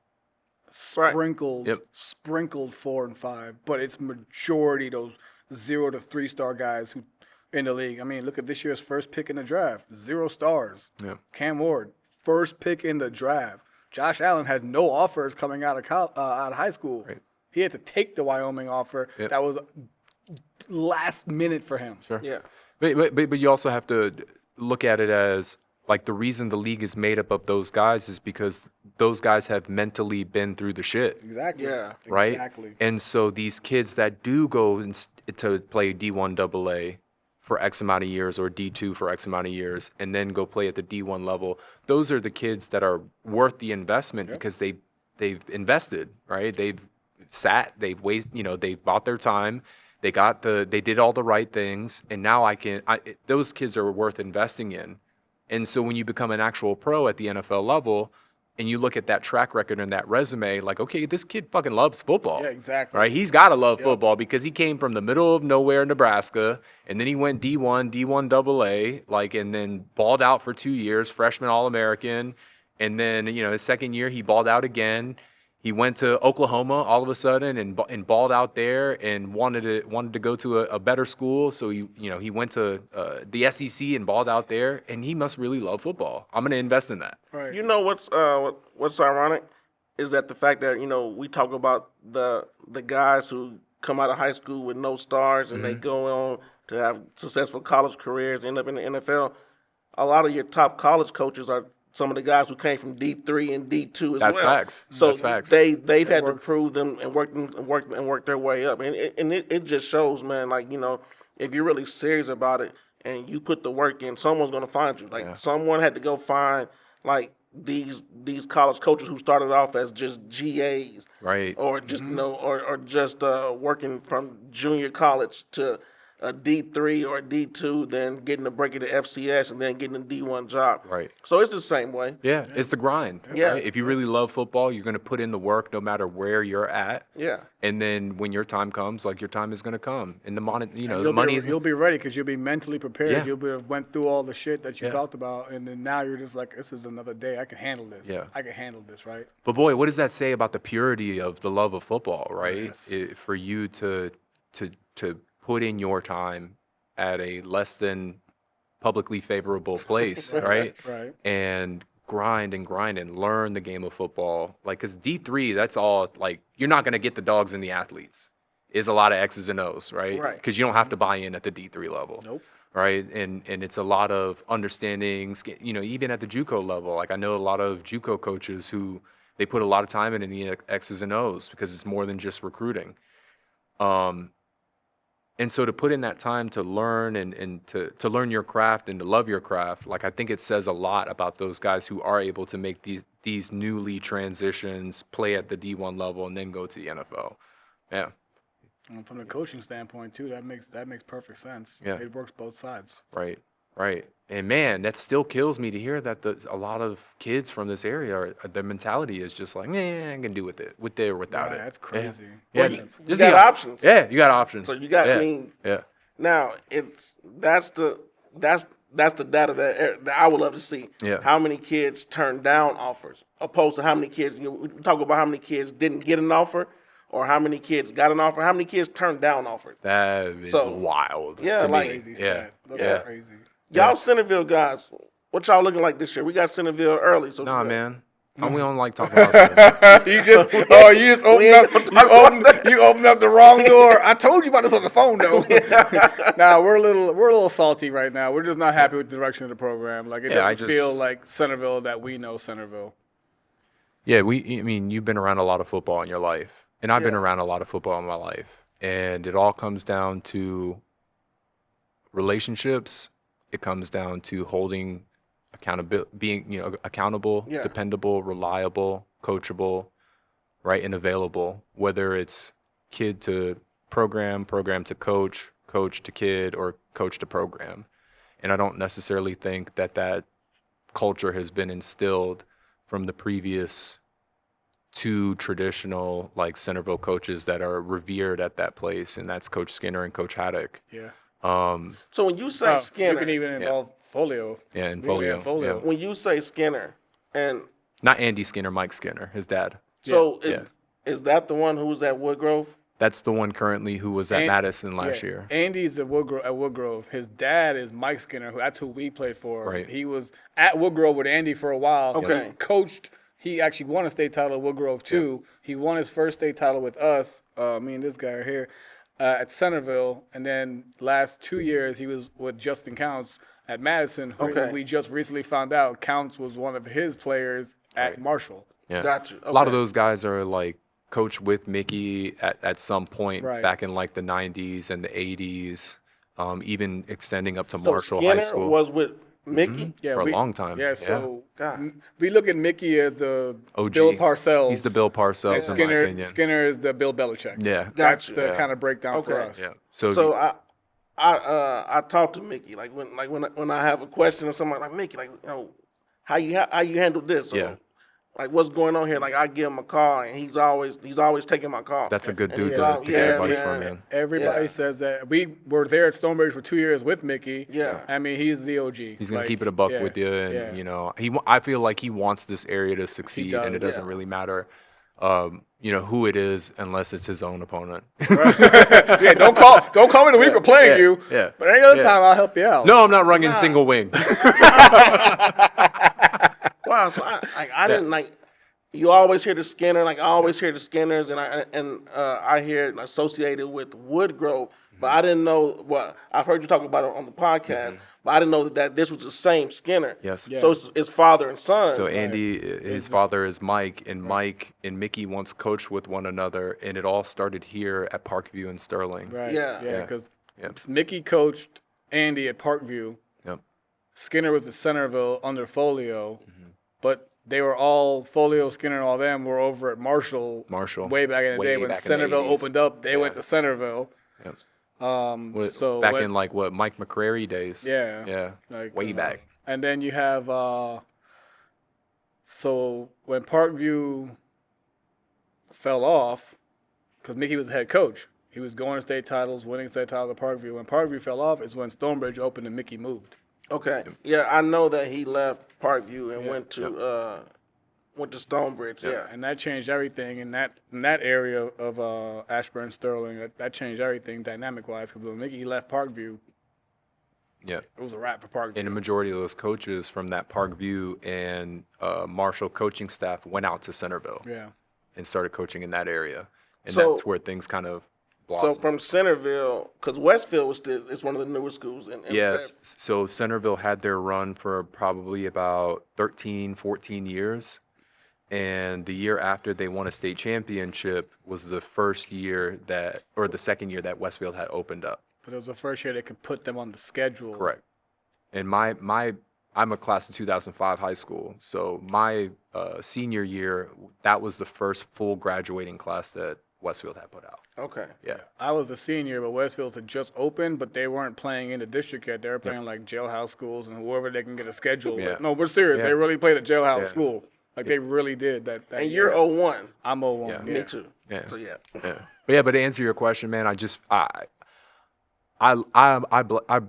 bleed black and blue. Yeah. I love my high school. Yeah. Love Like Centerville. when this app blows up and it gets to the point where I want it to get to, the idea is to bust that stadium down and build up a new one. Got you. I would love to. That's how much I want to give back. Yeah.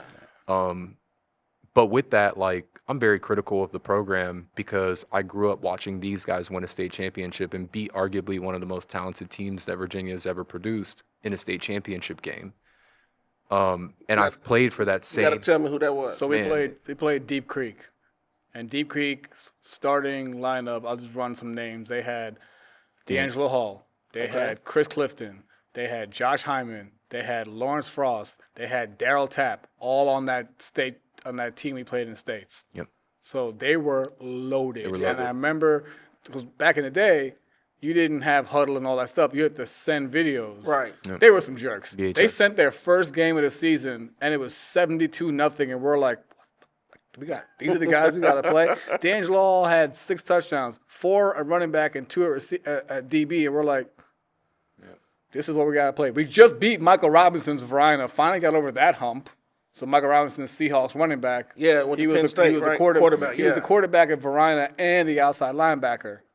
We finally beat Robinson before we get to Varina. We had never beaten Robinson in the years we were at center, but we lost to them freshman year, sophomore year, junior year, and the first time we played them senior year. We ended up playing them again in the regional finals on their field, and we finally won that game. So we get over that hump. Then we get over the Varina hump. And then it's like, oh, God, who the hell are these dudes? Yeah. And it's like, so, Yeah. you know. Okay. So that's I was in 8th grade watching them do that. Yeah. After watching 6th through 8th grade, watching them get defeated in the playoff game, finally getting over that regional championship, finally getting over the semi-state championship, then finally getting to states and just willing themselves to beat that team. Yeah. And then to put on the black and blue the following year, I kind of walked in there with a chip on my shoulder, very like much felt prideful. Yeah. Playing SYA, being a Wildcat my entire youth, being prideful of the program. And then after my freshman year playing freshman football, I was one of the lucky guys who ended up getting plucked out of PE to take weightlifting instead of doing PE. Like that's just what Dan Folio and Mike Skinner, that's what they had. That was their deal. You tell me who your guys are and I'll get them out of PE.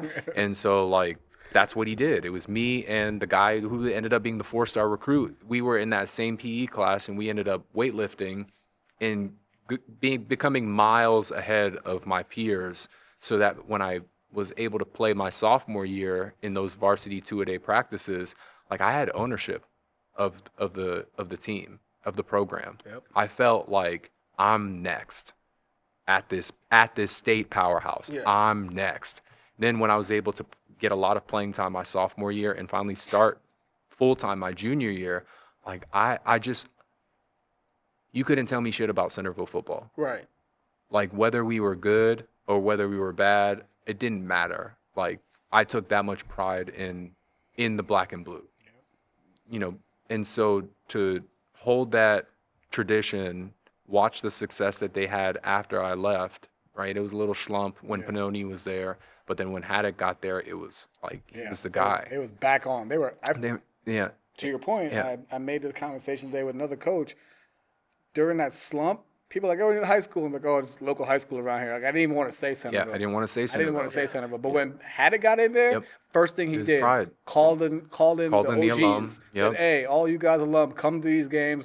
Threw us a dinner, brought in the state champ, had a big banner release for our state championship team, and just welcomed us back in. And it felt like Folio and Skinner were back in Haddock's version, the way Yeah. he operated. And he opened the doors. And we're not seeing that right now. We're not feeling that welcome back, like, hey, guys, come back, check us out. And Haddock won 2. They have 2 states. They have 3 total state titles now, right? I think. Because Haddock won 2, I think. I know Haddock won 1 for sure because he went undefeated. I'm not sure. There may be 2, but don't quote me. But I know Haddock won 1. He went undefeated. They may have won a second one. But even those kids should be, they're younger than us. They should be being welcomed back by the current regime, and you're not seeing that. And it's like you've lost touch with the people that actually care. You could see how much he cares. Yeah. So I went to Syracuse with a whole bunch of WCAC guys. And I used to rep Centerville. I didn't give a shit if I was the public school. I didn't give a shit if you guys recruited. I don't care. My senior year, we would have waxed y'all. I didn't care how many D1 athletes that you had. Like, that's how prideful I was of the school. And, like, they had some success when I was away. And when I came back, it was great to watch them go to back-to-back state championship games. And I just... That's what it was. I wanted to be a part of the program at some capacity, whether it be mentorship or what have you. And there's a lot of guys on that coaching staff that I truly, truly respect. I just don't think the tip of the spear is the right person to be the tip of the spear. And I think, and I'll say this over and over again, like Centerville is at its worst when it plays daddy ball.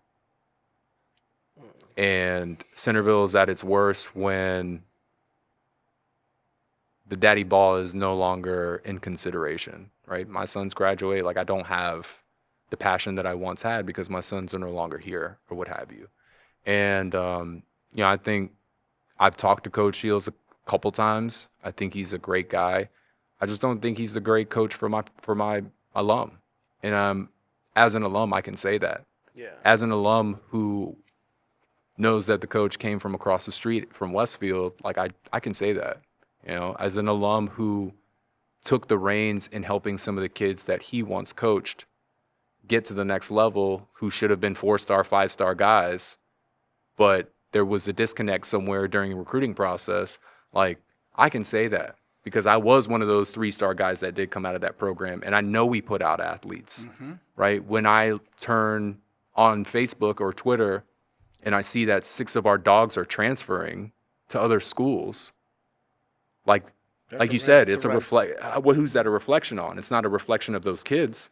It's a reflection of the coach. It's also a red flag. Right? It's also a red flag. Now, I will say that getting in the thick of some of the kids that did transfer out over the years. Some of them were assholes. Yeah. Absolutely. Yeah. But there are some quality kids that come out of that program. And it's unheard of for them to transfer out of Centerville. Unheard of, right? Because you do have apartments down there. You do have those neighborhoods that are Section 8 neighborhoods, right? And they're not all just filled with soccer players, right? They're filled with some legit football players, some legit dogs that we see travel all over Northern Virginia competing We see 'em in that 7-on-7. refuse to wear the helmet. And so I get offended because, like I said, I grew up in this program. I grew up at that high school. I grew up watching them. I've have over 30 years of experience witnessing what that program has done. And it's ass right now. And I'm not afraid to talk to anybody about it. I'm not afraid to tell anybody how I feel about it. You can give me all the excuses in the world, but at the end of the day, you're still a 6A team. You still have about 2,800 to 3,200 kids that go to your school. You still have the pick of the litter. You still have the meadows and the knolls, and you have that big ass neighbor those big Section 8 housing across from that big McDonald's off of 28. Right. So you get athletes. Right. I'm not trying to hear any of it. And you have Little Rocky Run, all those cornbread white boys down there that play offense and defensive line. Like, you have the numbers. And some skill guys. You have the numbers. Yeah, and you have a great, traditionally great youth program, SYA, BRYC, right? FCPS, like all of those youth leagues, CYA, all of those youth leagues are funnels to Centerville. And so there's absolutely no excuse for you not to establish a relationship, not to establish a rapport, and at least be fucking 500 every single year. And letting your crosstown rivals in purple outplay you is crazy. Two crosstown rivals. Crazy. Because Westfield is shitting on you every single year. Westfield's all right, too. and now Chantilly is outpacing you. You played against Westfield, so you have something. I'm just, so I'm thinking Chantilly. No, man. I mean, it's embarrassing. It's embarrassing, and I'm sorry I'm going in, but I'm gonna go in. Like I said, I take it personal. I take all of the shit that they do there personal, and any of those coaches can reach out to me. Yeah. Like, I have a lot of personal You got relationships something with a lot of to those say. You coaches. got something to say. Come sit on a lot the of pod those with coaches us. have Well, a we're real gonna be personal glass. relationship with them. We're gonna be a glass half full guy. Yeah. No, I gonna wish them turn the it best. around. I They wish gonna- them the best. Just Not against you. Yeah. Just do not it after against week one. Yeah. But nah. No, I mean, I talk- We want to see them be I good. wanna see them we good. don't I want to talked see them be to, bad. We're not Yeah. here to sit here. Yeah. We're not going in because we want the program to No, fail. no, We no, don't. no, no, We no. want them to be successful. Like, you all have a vested interest. Like, Right. You all Absolutely. wore the uniform. I understand. Yep. I mean, I know Coach Shields. I don't know him in depth like you all. I don't know him in like depth you all either. I know. just see what he produces on the field. You You know know what I'm saying? Like, Yeah. I haven't followed them like I gotcha. Like you all have followed them. Yep. Yeah, I mean, I wish them the best. Yeah, I I hope do. they turn it around. I hope they. You I know? hope they go Yep. 9-1. All right, coach. I appreciate that. 9-1, coach. Right? 9-1, coach. Right? I almost said 10-0, and I was like, "Oh, don't do that." I hope they have a good season. I hope they have a deep run in the playoffs. Yeah. It's just frustrating watching them not. Yeah. Because we know what they can be, and we know that they have the athletes. They have all the stuff right at their fingertips, and they have a lineage. All they have to do is tap in to the guys. Every guy sitting in this room played at Centerville, So let me ask the question. and I coached there, so that also irritates me. Yeah. So like my high school's the same way. You know, we're bad right now, and I think about like when we talk about programs who are nosediving, and I'm not sure if Centerville is nosediving, maybe nosediving to you us, all. we understand. So like, is it possible for other teams to close the gap, or is it? I mean, like you talk about the Westfield, it came from that. So the Centerville that you all may know has it been that it's now broken off because you have a Westfield. Or is it? I mean, or is it possible that I don't know who's all in that district? Yeah, we endured that time. Westfield Yeah. closed the gap in a split second, Yeah. and this is Well, why? this is before this is Yeah, I'm before, saying, but like- this is before Shields got here, Yeah. before Haddock got here. This is while I was. They Right. won a state championship under my tutelage. Yeah, Because my junior year they had Sean Glennon, Eddie Royal, and Evan Royster all in Yeah. the same squad. All they on the won a same state championship. So when that we're year. talking about like your point. Why? yeah. Yeah. Because they took London Town. They Yeah, took the Section 8 from us. yeah, They ripped away all our athletes. So this is what I'm saying. Like, Yeah. and a team may go through a hard stint, whatever, right? But like, what made it hard? Like, what is it? Like, It's sometimes because like you all know, like as the face, you can take the brunt force of like, man, of all the criticism, but there could be some outside factors or some internal factors that may be causing it. Yeah. Is it safe to say that? Like Yeah. like you never know, like, man, okay, hey, is it I'm battling this, so I can't do this, or hey, I gotta worry about this? Because you think about it, it can only be one state champion. Like for you all to win, like, man, I've never won a state championship. Now I won the conference championship in college, but I've never won it, and this is going on my 20 years of coaching. This is my 20 years. I've never won state as a coach. I've never won state as a high school player. Now I've gotten close, but to win a state championship, It's hard. It is extremely hard. Now you got to be talented, well coached, Yep. and you need a little bit of The luck. luck. Yeah, Right, absolutely. So like, 100% on the luck part. So I think for us, and correct me if I'm wrong, okay? Because I don't want to speak for you directly.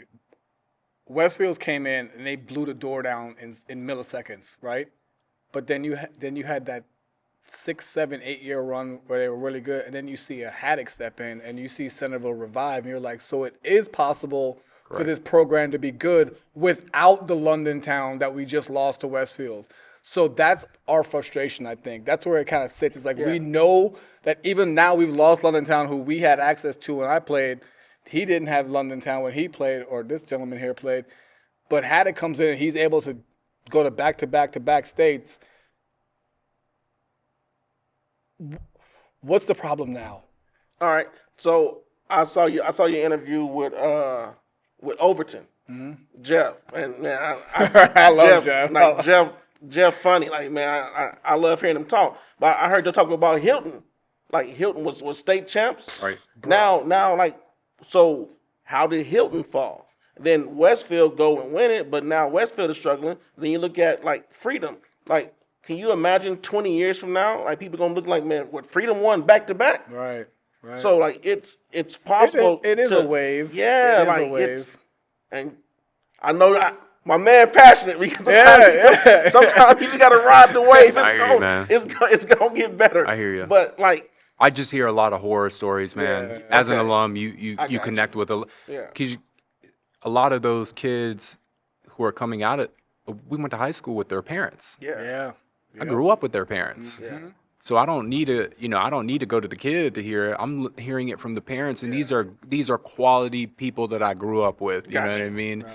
And it hits home a little harder. And so when I hear these testimonials, it hits a little closer to home. I get a little passionate, a little revved got up. My bad. I didn't mean to bring No, it you're up. good. No, you're good. No, you're good. But if we're gonna dive deep, Yeah. if we're going to dive deep, I think one of the biggest mistakes that was made was we ended up taking a handful of coaches from the SYA, the organization, and pulling them into the high school realm. And I think you lose that bridge in that pipeline and that feeder system into high school, right? You develop the relationship and the rapport with the community by establishing a relationship with those coaches who have a lot of impact on the youth from the 95-pound all the way up to the 150-pound.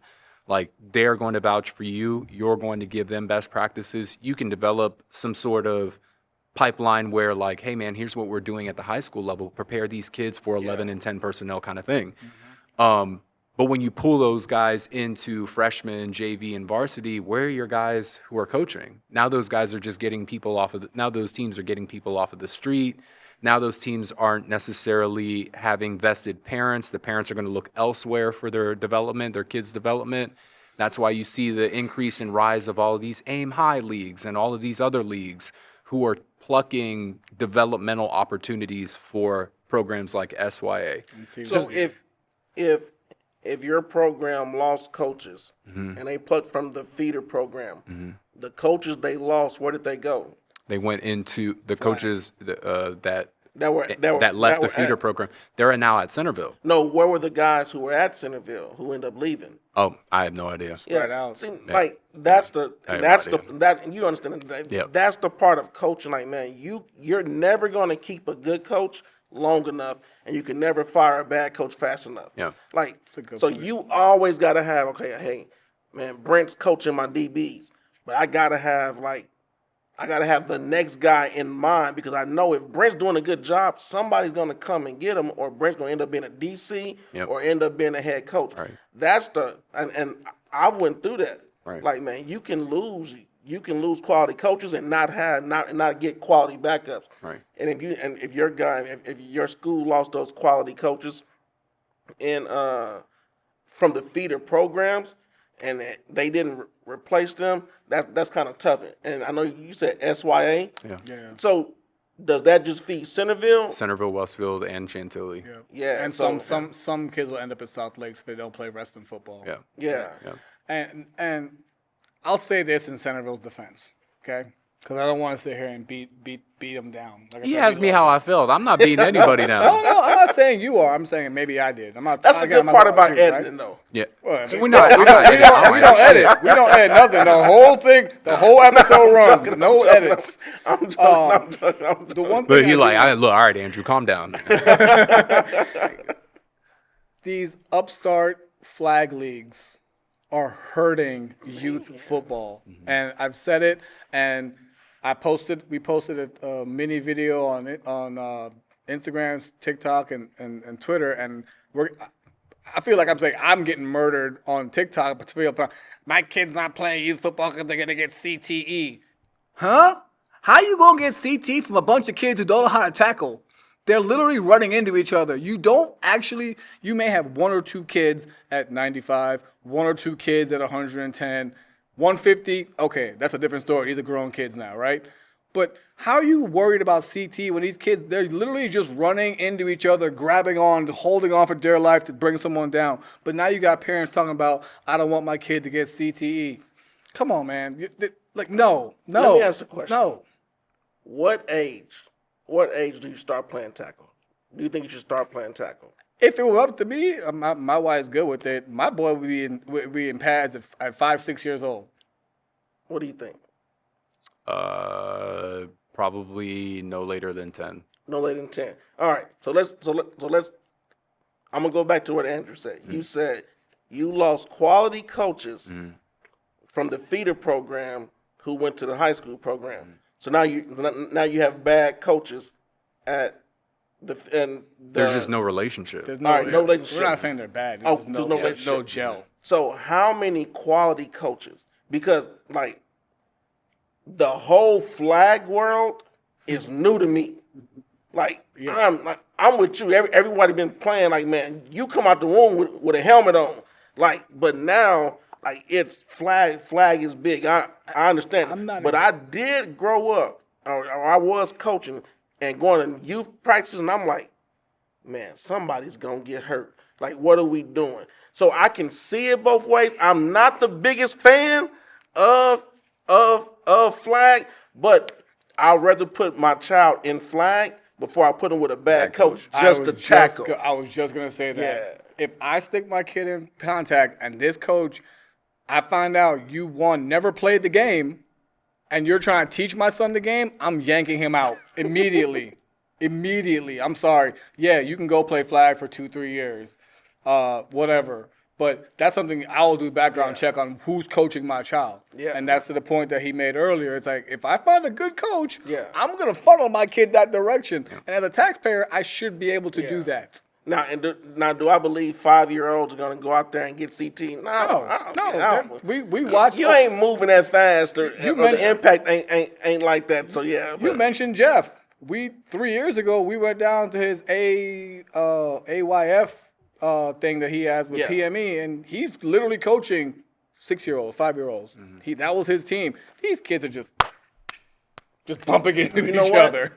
And I was telling somebody this the other day, like, man, you understand, like, when you take players from that age group and you, like, and I don't know them personally, but what I believe those guys are doing is equivalent to what they do down in Alabama and parts of Correct. Georgia Yes. with the director of football operations. Correct. So now you've had players who you've seen develop. So, like, if I get you in ninth grade, like, I got to learn you. But if I get you in, like, 5 years old, man, I done seen you at your lowest, your highest. I know how to manage you. So, like, it's no surprise when I see those guys win. And one thing I will say, who y'all got to get on, have y'all talked to that O-line coach? Baron Taylor? Nah, not bad. I think it's Chris, something like that. Man, everyone, they always talk about, was it Freedom or Hayfield, how they had all these spectacular athletes, and just you talk about like all the guys who Their trenches are dirty. the skill. Yeah. Man, we In a played good them. way. My first year as head coach, we played him in the second round of playoffs, and I was like, man, like you'll play some guys being on the right side of the line, they left hand down. I mean, these guys, they had the right hand down, they took the right steps, they could pass off stunts. Like, man, Fundamentally sound. That O-line coach does a great job. Yeah. But like you said, like if the advantage they had is they were able to coach those kids at an early age, like you said.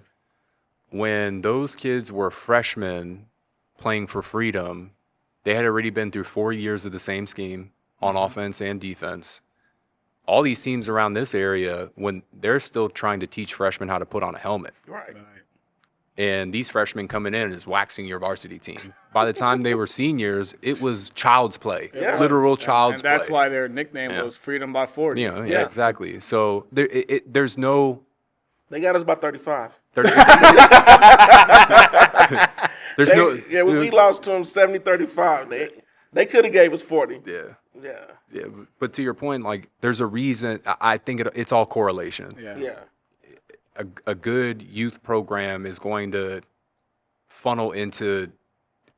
should funnel into a decent high school program. Right. Right. And if they're interconnected and if the relationship is there, then you have the solid foundation and the solid making of like a good community, football community. Yeah.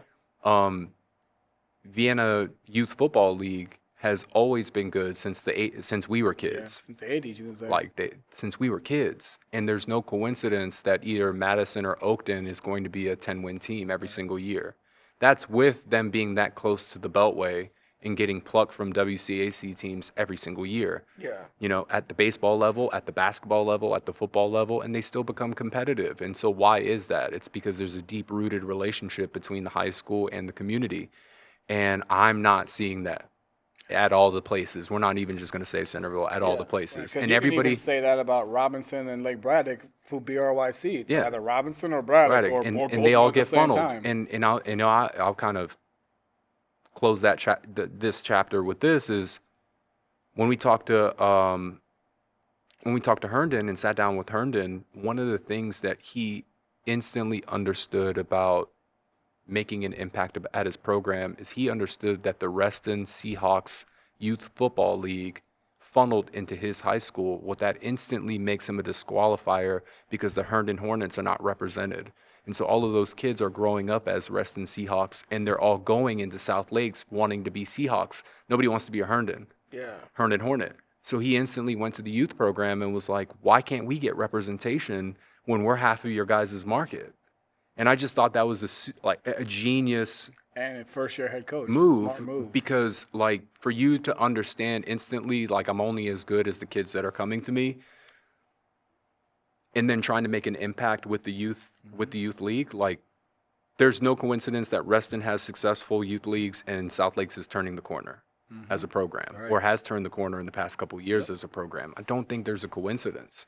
So I say all that to say, like, from top down and from down up, like it takes a village, literally takes a village for these athletes. And you understand that on both ends of the socioeconomic spectrum, and that's why we appreciate you here at Dark Risers and Levels, man. Absolutely. And anything that we can do to help, facilitate your kids to get to the next level, or do anything to get them on film, or meet them at a sesh, or like we're trying to make sure that in our fall, in our spring, that, you know, we're able to get some sort of charter bus and take a whole bunch of kids from Northern Virginia on different recruiting trips. Like, that's one thing that we want to be able to accomplish in 2025, 2026.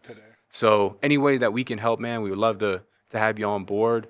Either way, we're excited to see you rock this year. Maybe we show up week 1. Maybe we show up week 1. You know, That'd be good. Wearing Centerville gear. Yeah. You know what I'm saying? listen. I'm all about bridging the gap. So get you guys back in that, that blue and that black, and y'all, That's my Carolina blue jersey off, right? I don't like talking bad about my alum, by the way. I don't like talking bad about them, but I'm also very honest. Yeah, we're gonna keep it 100. We're gonna tell you how we feel. I'm also very honest. We've earned that right. We've sweat on that field. We've bled on that field. You know what I'm saying? I coached at that field. That's how I met this guy, and that's how I met this guy. I coached them as freshmen. My freshman year of college, they were freshmen coming in. So, Right? So it's I love that team, man. I love that program. We bleed black and blue, bro. So what are we looking like this year, Coach? Are we you think we're gonna have another 10-win season this year, or do you think that D5 is gonna change the dynamic of the success? Yeah. Man, if I'm being completely honest, I don't think that the district play is that much of a difference. We're in the 7-team district. We played 5 of the teams last year from that district. We played Pot Falls. We played Freedom. We played Light Ridge. We played Briarwoods. I'm missing one. I know. You guys play Indy last year? No, but Indy's won 6. Indy did go 6. I'm sorry. Yeah. So we played 4. We played 4 of the 6 teams last year, or the last 2 years. Yeah. Only one we haven't played is Riverside, and we haven't played Stonebridge. Yep. But I think we got to stay healthy. I always say health and coaches get you through the regular season. Correct. Players get you through the playoffs. Yep. To win a championship, you got to have a strong combination of both. Yep. With some luck. Yep. So I think we'll be okay. Yeah. We got to I wanted us, and I told my AD, man, get me outside of Loudoun. Like the last 2 years, I've played nothing but Loudoun County schools. I said, man, get me outside of Loudoun. So that's how we were able to get the Centerville deal. Nice. Then we're playing Stafford. Nice. We're playing Stafford, and we're playing Jefferson out of West Virginia, and then we're in the works right now for something may end up happening with Dunbar in DC. DC Dunbar, not Baltimore not Dunbar. Baltimore. Okay. DC Dunbar, who won the DC championship. Yep. They were like 12. They won they were like 12-1. Dunbar's got a strong program. Yeah. So, but I mean, Both Dunbars. I didn't think that 2 years in a row, Tuskegee knocked us out, but we didn't see anything like Tuskegee until we got to Tuskegee. Like, man, nah, test my kids early. Listen. So we can go 10-0, but if we ain't been truly tested, are we really that good? Yeah. So I love that I want us to, hey, man. I'm right there with you, man. Let's go in. I love that Hey, let's mentality. have somebody who don't look like us, who gonna hit us in the mouth, Boom. push us around. So, hey, I want to see who gonna tuck their tails and who gonna bow up and who gonna fight. That's right. That's right. And if you can play more of those teams, then that you're going to see in the playoffs. Yeah. When the deeper you go into the playoffs, the more you're going to be ready for the teams you normally see, but also be able to compete. I think it's definitely a mental game when Northern Virginia teams go down to Richmond and the beach. Like sometimes they're defeated before they even get off the bus, or as soon as they see a little bit more colorful than what they're used to. It is what it is. I saw it firsthand whenever we played TC Williams. Some of my friends, I'd be like, "What are y'all so scared of? Like these guys haven't won a game all year." But I don't know, man. Like, come on, man. Once the diversity disappeared and just faded to one color, it's like you clam up. It's like, why are you clamming up, bro? Yeah. But I took our guys, man. We went to Shenandoah. We done been to West Virginia. Yeah. I took them down a couple years ago to Norfolk State, NC State, William and Mary. We did VTech. We did Maryland. So I took them down to William and Mary this year because I talked to Coach Carter, who recruits down there. I mean, who's the D-line coach and recruiting coordinator. I was like, listen, who all going to beat your 7-on-7? Yeah. Like, all right, we coming. Right. Like, man, and like my guys, like, hey. Ball out. They, it's supposed to be a two-hand touch. They tagging you. Like, all right, guys, like, man, we going to tag them back. So, hey. I love that. I like what I got. I love that. I know we going to be, they competing. I know it's going to be some strong tests. We got to contend, I think, Stonebridge is going to be really good. And I know Kerry Campbell. Good dude. Before he got over Stonebridge, he would come over here sometimes at clinic with us and walk through some stuff with us. So I know he's going to have those guys defensively ready to play. Yeah. I don't know Ghostin. I mean, we've talked, but I mean, I'm hearing good things. I know that last year they played, real good on defense. I'm pretty sure they'll figure it out. Yeah. I think it'll be tough, but I think come second, third week in November, we'll still be playing. Yeah.